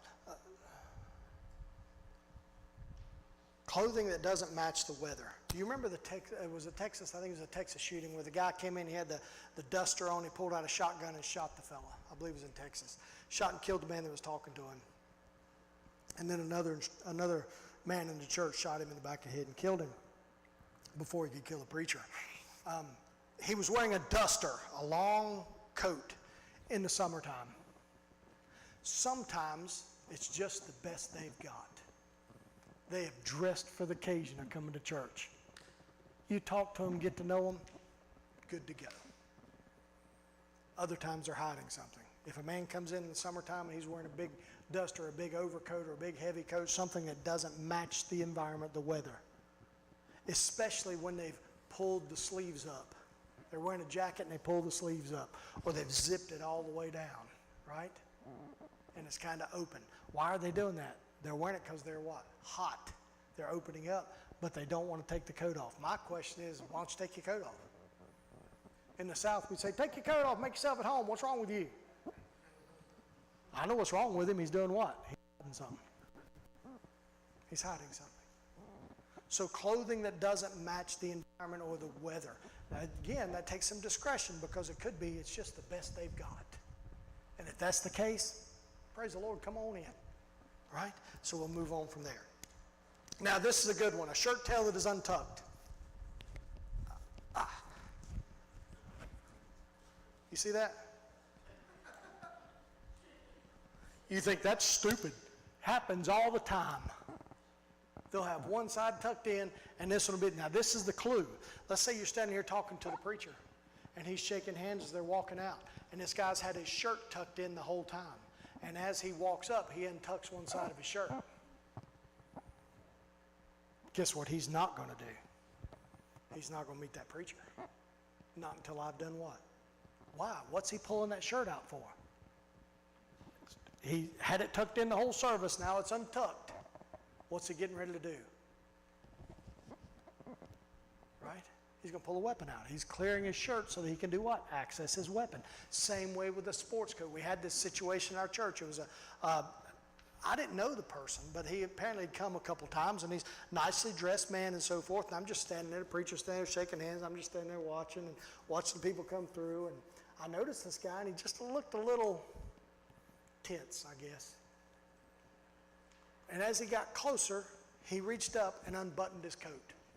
I know people wear their coat unbuttoned. I was in the military. I don't wear my coat unbuttoned. It drives me nuts. I don't know why. It's just the way it is. You got buttons on, you got to button it up. All right? And if it's zipped up, you got to zip it up. My wife laughs at me because I'll zip a shirt, I'll zip it down like that. Next thing I'm zipping it back up, right? I'll zip it back down, I'm going to zip it back up. My coat, sit down, you unbutton it. Stand up, I got to button my coat. All right? It's just the way. Either way, he had his coat buttoned, which a lot of people don't do that anymore. They leave it unbuttoned. I guess because our bellies are too big, right, guys? Anyway, as he approaches the preacher, he's like 3 or 4 people before him. He reaches up and he unbuttons his coat. I leave the wall where I'm leaning on, acting like I am. I walk straight up to him. I reach out and I grab his hand and said, "Hey, I'm Jim. How you doing?" I reached around and hugged him as I rubbed my hand around his waist. Pulled him right in. And the preacher looked at me and he said, "What are you doing?" I said, "He unbuttoned his coat." He said, "So?" I said, "Don't worry about it." And the guy was like, he's like this tall. I mean, I'm not tall, so he's taller than me, so I'm right here at his breast anyway. I reach him, grab him in, break my hand right around him, whoop. I was checking to see if he had a weapon on him, right? Why? Because as soon as he unbuttoned that coat, he had it buttoned the whole time, but he gets within 3 or 4 people of the preacher, he unbuttons his coat. I perceive that as a what? A threat. So I went and gave him a brotherly hug, right? I couldn't have kissed him, he was too tall. I gave him a hug, right? I perceived it as a threat, unbuttoning the coat. So you get the idea. Tucked or untucked, precursor to an assault. It was tucked, now it's untucked. Why? You should be asking yourselves those questions when you see it.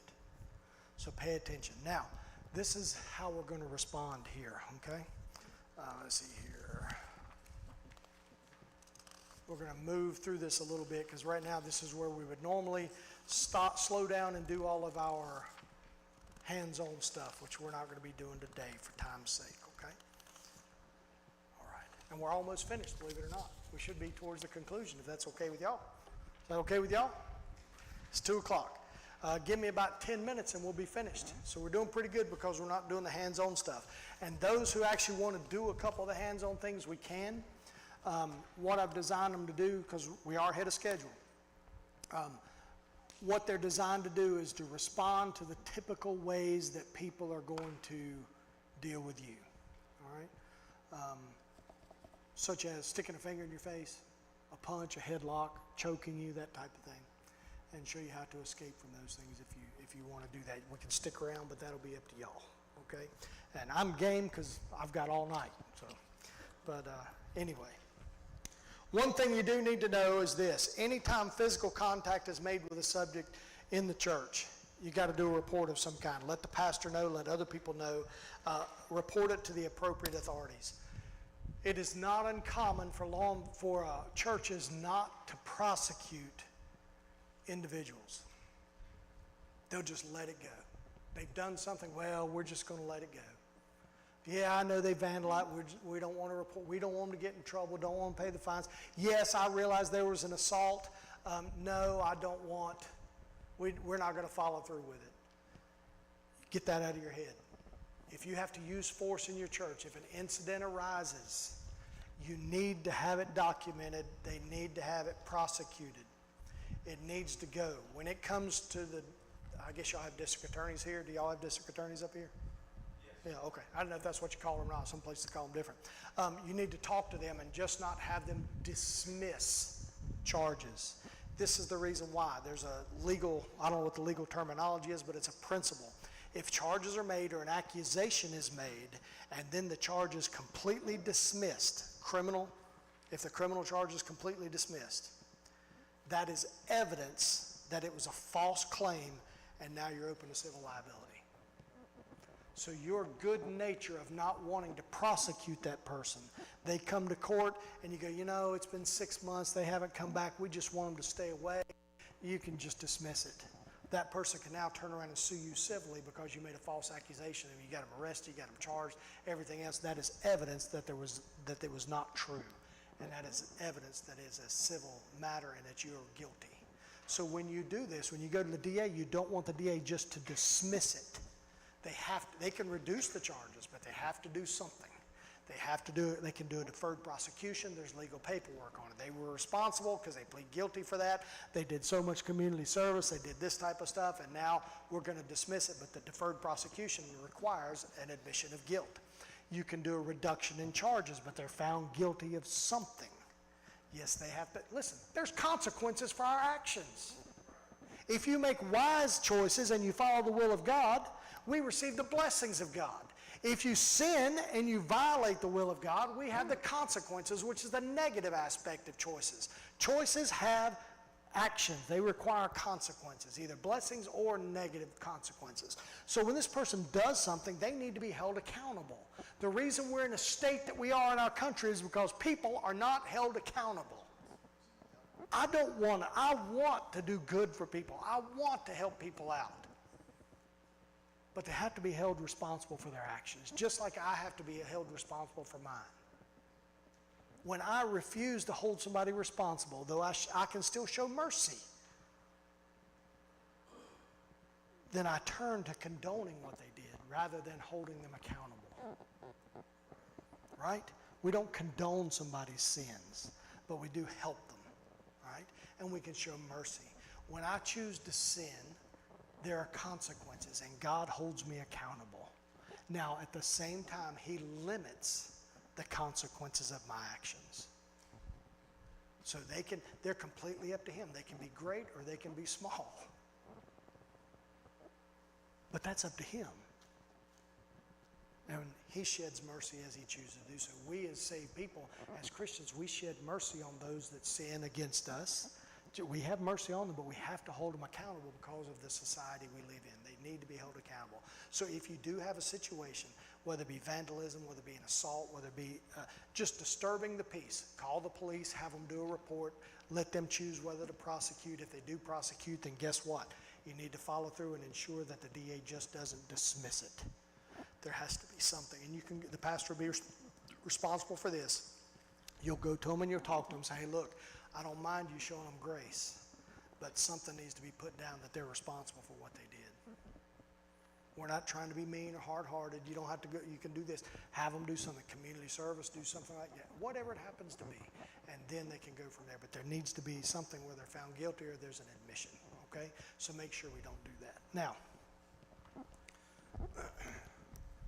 before we hit to our conclusion, we're going to talk about weapons in church. I know your church allows people to have weapons. I believe that this state is a little more difficult to have a gun than it is in North Carolina, which is good, right? We need to be held accountable, be responsible. Is your policy, I'm just asking out loud, if you have a concealed weapons permit, are you allowed to carry in your church? Okay, so I believe personally, we're in a country where we are allowed to carry weapons. It's a privilege to own. Well, it's not a privilege, it's a constitutional right. It's a God-given right, all right? But we have that, and therefore I think you should exercise that right, okay?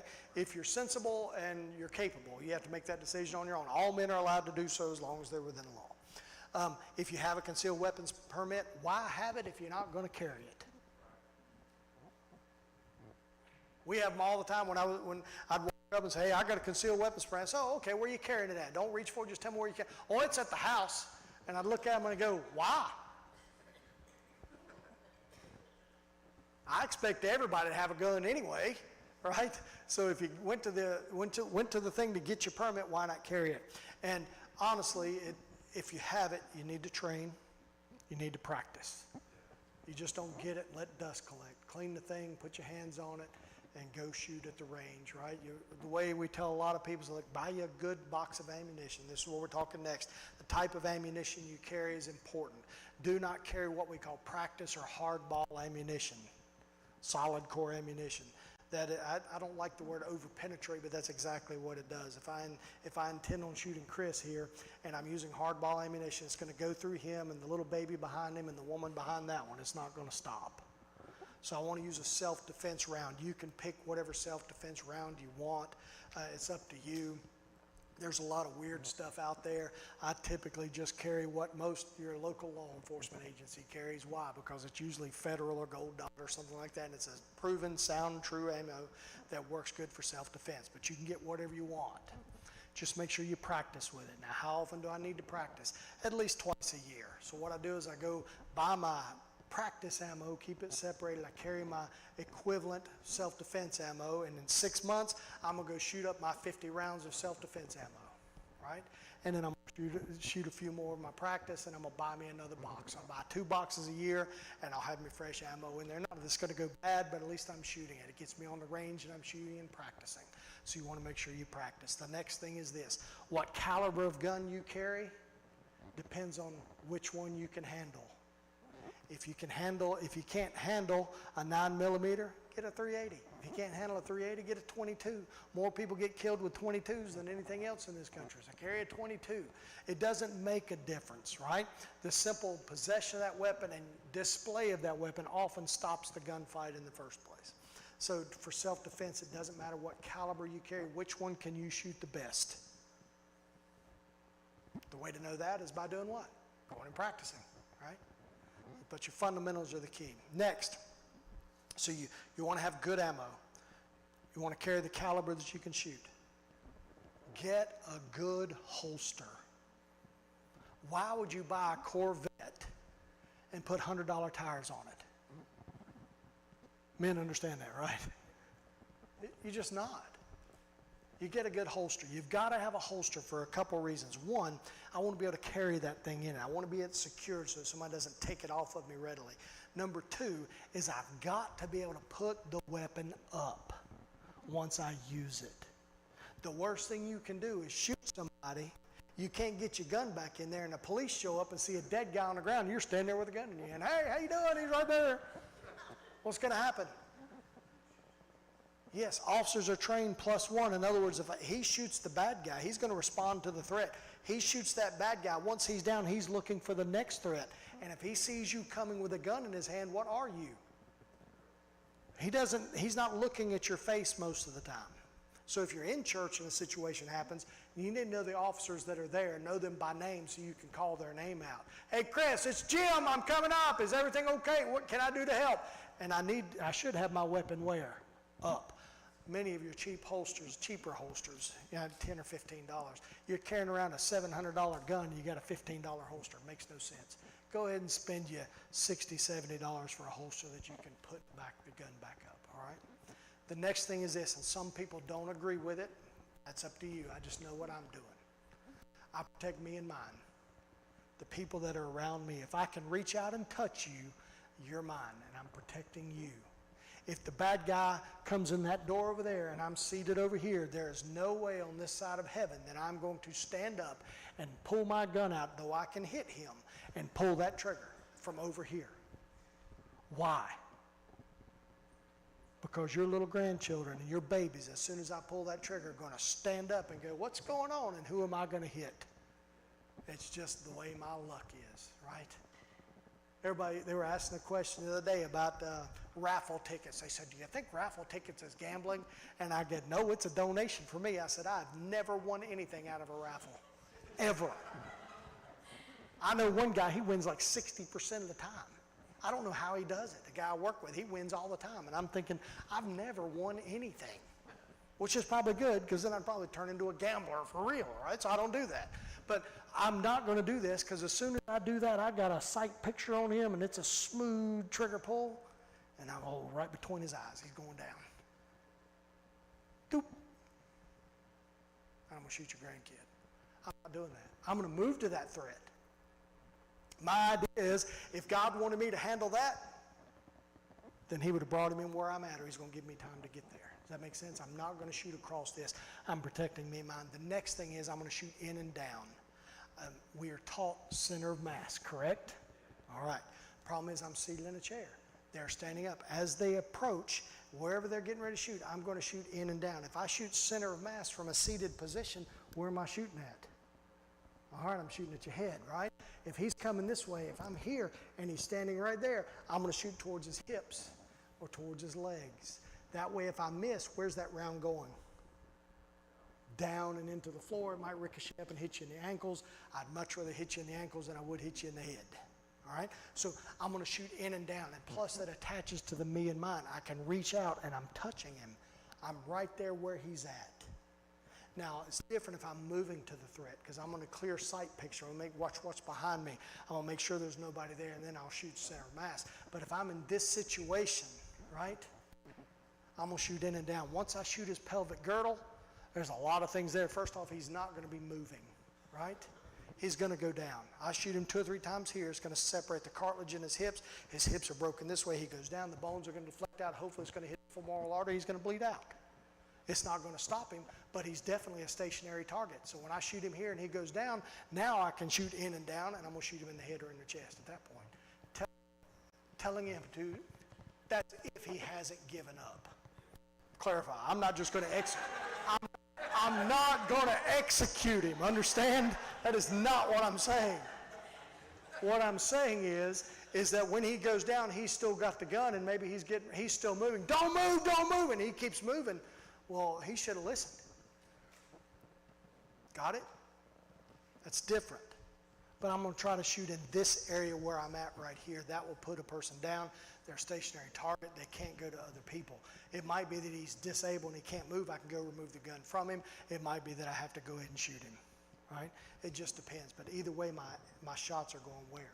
Down. That's strictly because I'm in this environment. Does everybody understand that? This is no different than this. Okay? Same thing, I'm just directing it down some for the understanding that I don't want to shoot you guys if I miss. All right? And so I want to make sure while he's moving, I don't want to be shooting at you. I'm going to be shooting towards his hips to make sure so it goes down through there. So the type of caliber of gun you carry, that is up to you. Make sure you have a good holster. Make sure you have good ammunition. No hardball practice ammunition. It's cheap, but it will not be what you want. As a matter of fact, it's not as effective. All it's going to do is punch little bitty holes in the person, and it's going to take them a long time to bleed out, and they'll keep fighting. So don't do that, all right?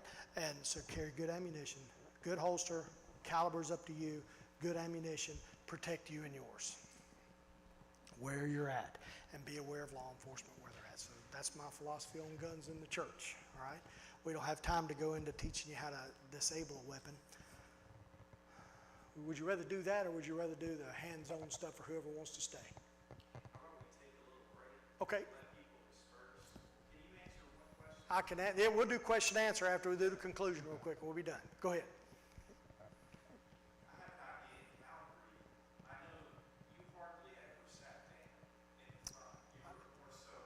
Yeah. I used to at one time. My favorite spot in the church was on the right, was on the left-hand side on the front row, and that was because the seats were kind of angled this way, and I don't like people. So I don't like people being behind me.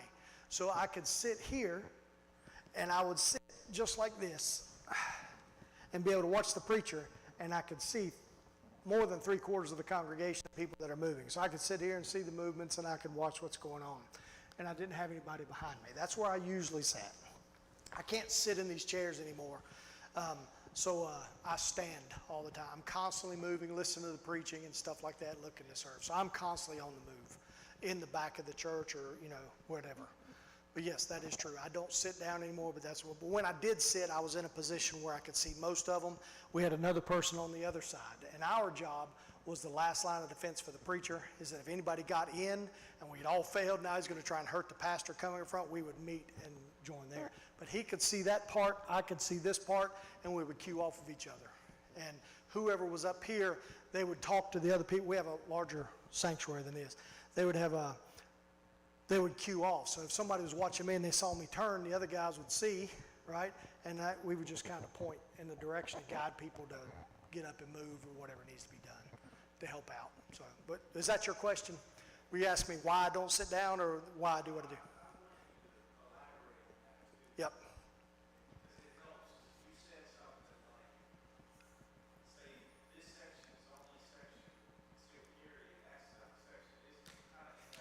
Yeah, and that's another thing you will do with the guys that are actually going to be on, and I say guys, I mean that the ones that are going to respond to a violent situation. Does that make sense, ladies? And whoever else in here, if you're going to be a part of that group that's going to do the roving thing and confront people, that's going to be helping out. Now, every one of you here today is going to be ministering. You're all a part of it, but you won't be on the actual roving patrol type thing, okay? So every Sunday, starting tomorrow, when you come here, you need to be kind of hanging out a little bit, unless you got to go to Sunday school, you're teaching a class or whatever. You're going to be kind of hanging out, looking at people, greeting people, looking for somebody that you can help, looking for first-time visitors, saying hello to people, looking for somebody to minister. When they come inside, start paying attention in here, interceding yourself in the lives of others. Now, the guys that are actually on the roving patrol unit that'll be doing that, which rotates out, what you'll want to do is disperse them in the congregation appropriately. You'll have them all get together. Who's willing to do this? And it might just be 3 or 4 of you, right? Okay, if you're all sitting here, well, you need to get up and move. Well, my wife likes sitting over here. Tell her, get up and move. I'm just kidding. Explain to her what we need to do, right? We need to kind of do this, right? And the reason I'm wanting to move to the other side, I know everybody's over. The reason I want to do this because of this. We kind of have it. We're over there because of this reason. If you want to stay here, that's fine. When I'm not out there, I'm going to end up sitting over here. And that type of thing. Give her the choice. You don't have to stick your foot down. You're going to sit with me no matter what, woman. What's wrong with you? It doesn't work that way, all right? So you'll give her the choice, but you want to disperse those people, like I said, front, back, middle, wherever it needs to be, okay? So when you start to, like you sit here on Sundays all the time or not? How many of you are sitting where you normally sit on Sundays? Creatures of habit, all right. So what you'll do is you can either stay there or you'll move up towards this area, right?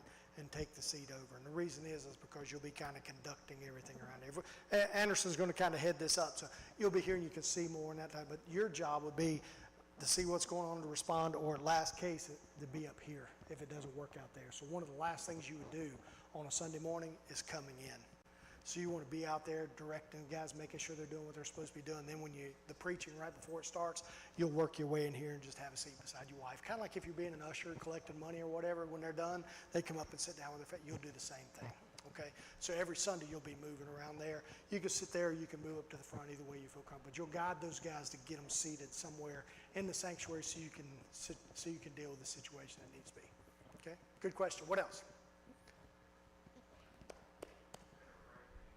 Okay, we'll do that, and then we can answer questions, then we'll close up, okay? So let's take a little bit of a break. I didn't mean to go too long, but I did. Way to fail! She knows I'm kidding. I hope she does anyway. All right, let's take a quick break, and then we'll come back. I hope you know I'm playing.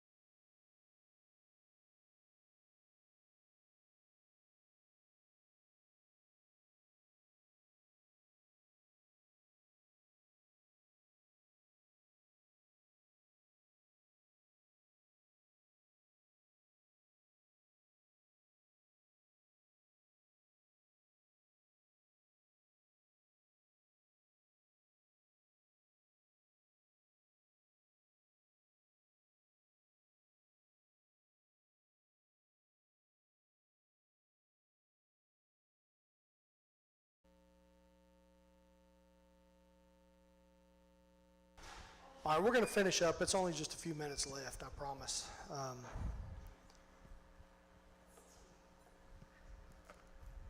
The Bible tells us in 1 Peter, it says, "Be sober, be vigilant, because your adversary, the devil, is a roaring lion, walketh about, seeking whom he may devour." There are evil people out here looking for the opportunity, just as Deborah and I were talking about a minute ago, looking for the opportunity. They're looking for targets. But in truth, you can do all that you can. You can make this into a fortress. And the simple fact is, you can still lose if God's not there. God is the one that wins the battles. It's not the numbers. It's not the ability for violence or anything else. I've learned this over the years. I honestly believe, I know people think I'm crazy for saying this, we're invincible. Where do you think superheroes came from? They came from men of the Bible. Superman's bulletproof? Absolutely, if he's a Christian, right? That bullet's not going to hit me unless God does what? Allows it, for whatever reason. I don't know the reason why some people die, some people don't. That's not my choice. At the moment of salvation, I gave my life over to Christ and I became His. He can do with us what we want. Now we have to submit, but He can do with it what He wants. Our job and our obligation is just to follow His will and obedience. The best way, and I believe this 100%, to fight evil in this world and to fight those that would hurt you is to simply do what God wants you to do. Be what God wants you to be. I know it sounds kind of strange because I know I'm not that way, but you try to be. I really mean this. If there's a young man, I remember when I first got saved, that's why I say this, because I remember looking around, I said, how in the world do you be like Christ? I said, and rough as a cob, you know that is, and I said, there's just nobody, right? And then I remember Dr. Barry got sick. He's a man, y'all wouldn't know him.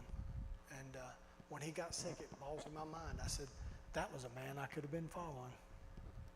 And then I thought of another. I started looking around and I said, there's a bunch of men I could start mimicking my life after. Not in perfection because they're not perfect, but I can try to start doing what they're doing. And then I began to think about it. I said, I have sons. What do I want them to be like? Do I want them to be like me? Lord, no. I want to be smarter. I want them to be different, not susceptible to the things that I am. I want to be stronger.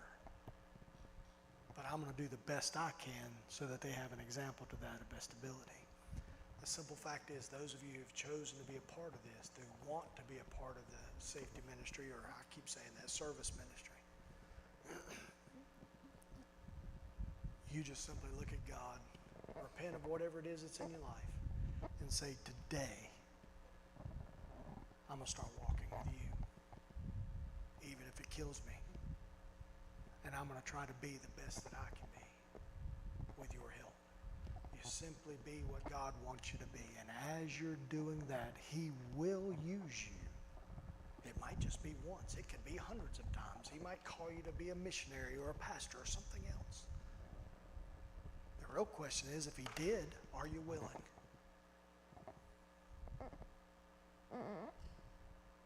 So what we have to do is we just want to be what we're supposed to be. And as we do that, and as we abide in Him and allow Him to live through us, He will in turn do His part and keep you safe, and He will protect you, and He will live through you, and as you glorify Him, He'll honor you.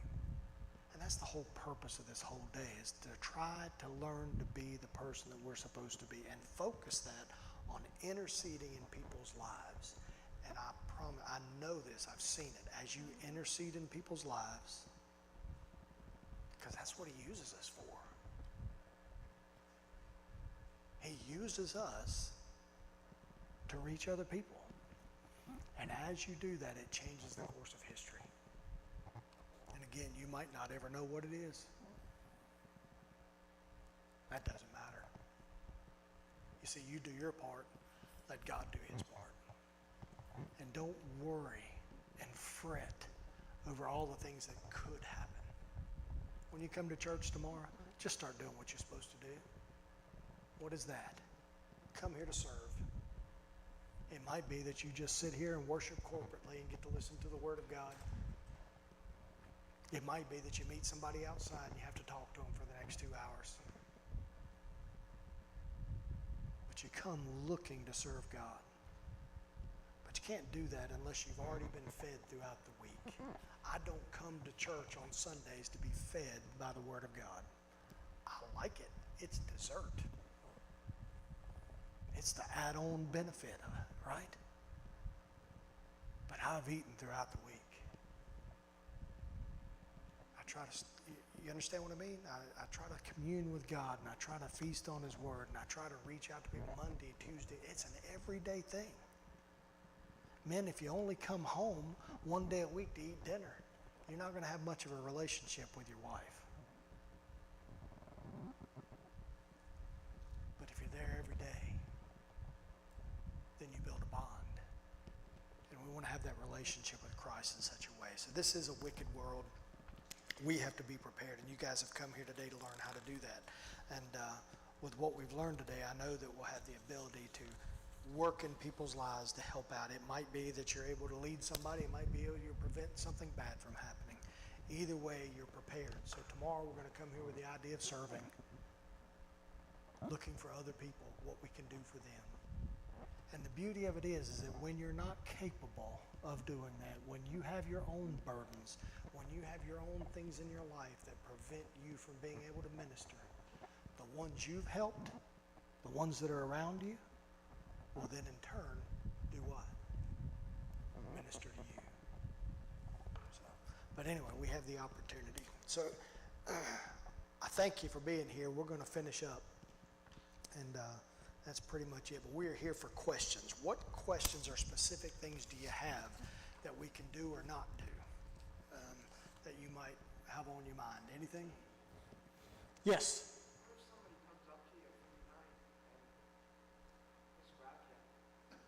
What if somebody comes up to you and what was that, at night? And just, oh, from behind? Oh, they're...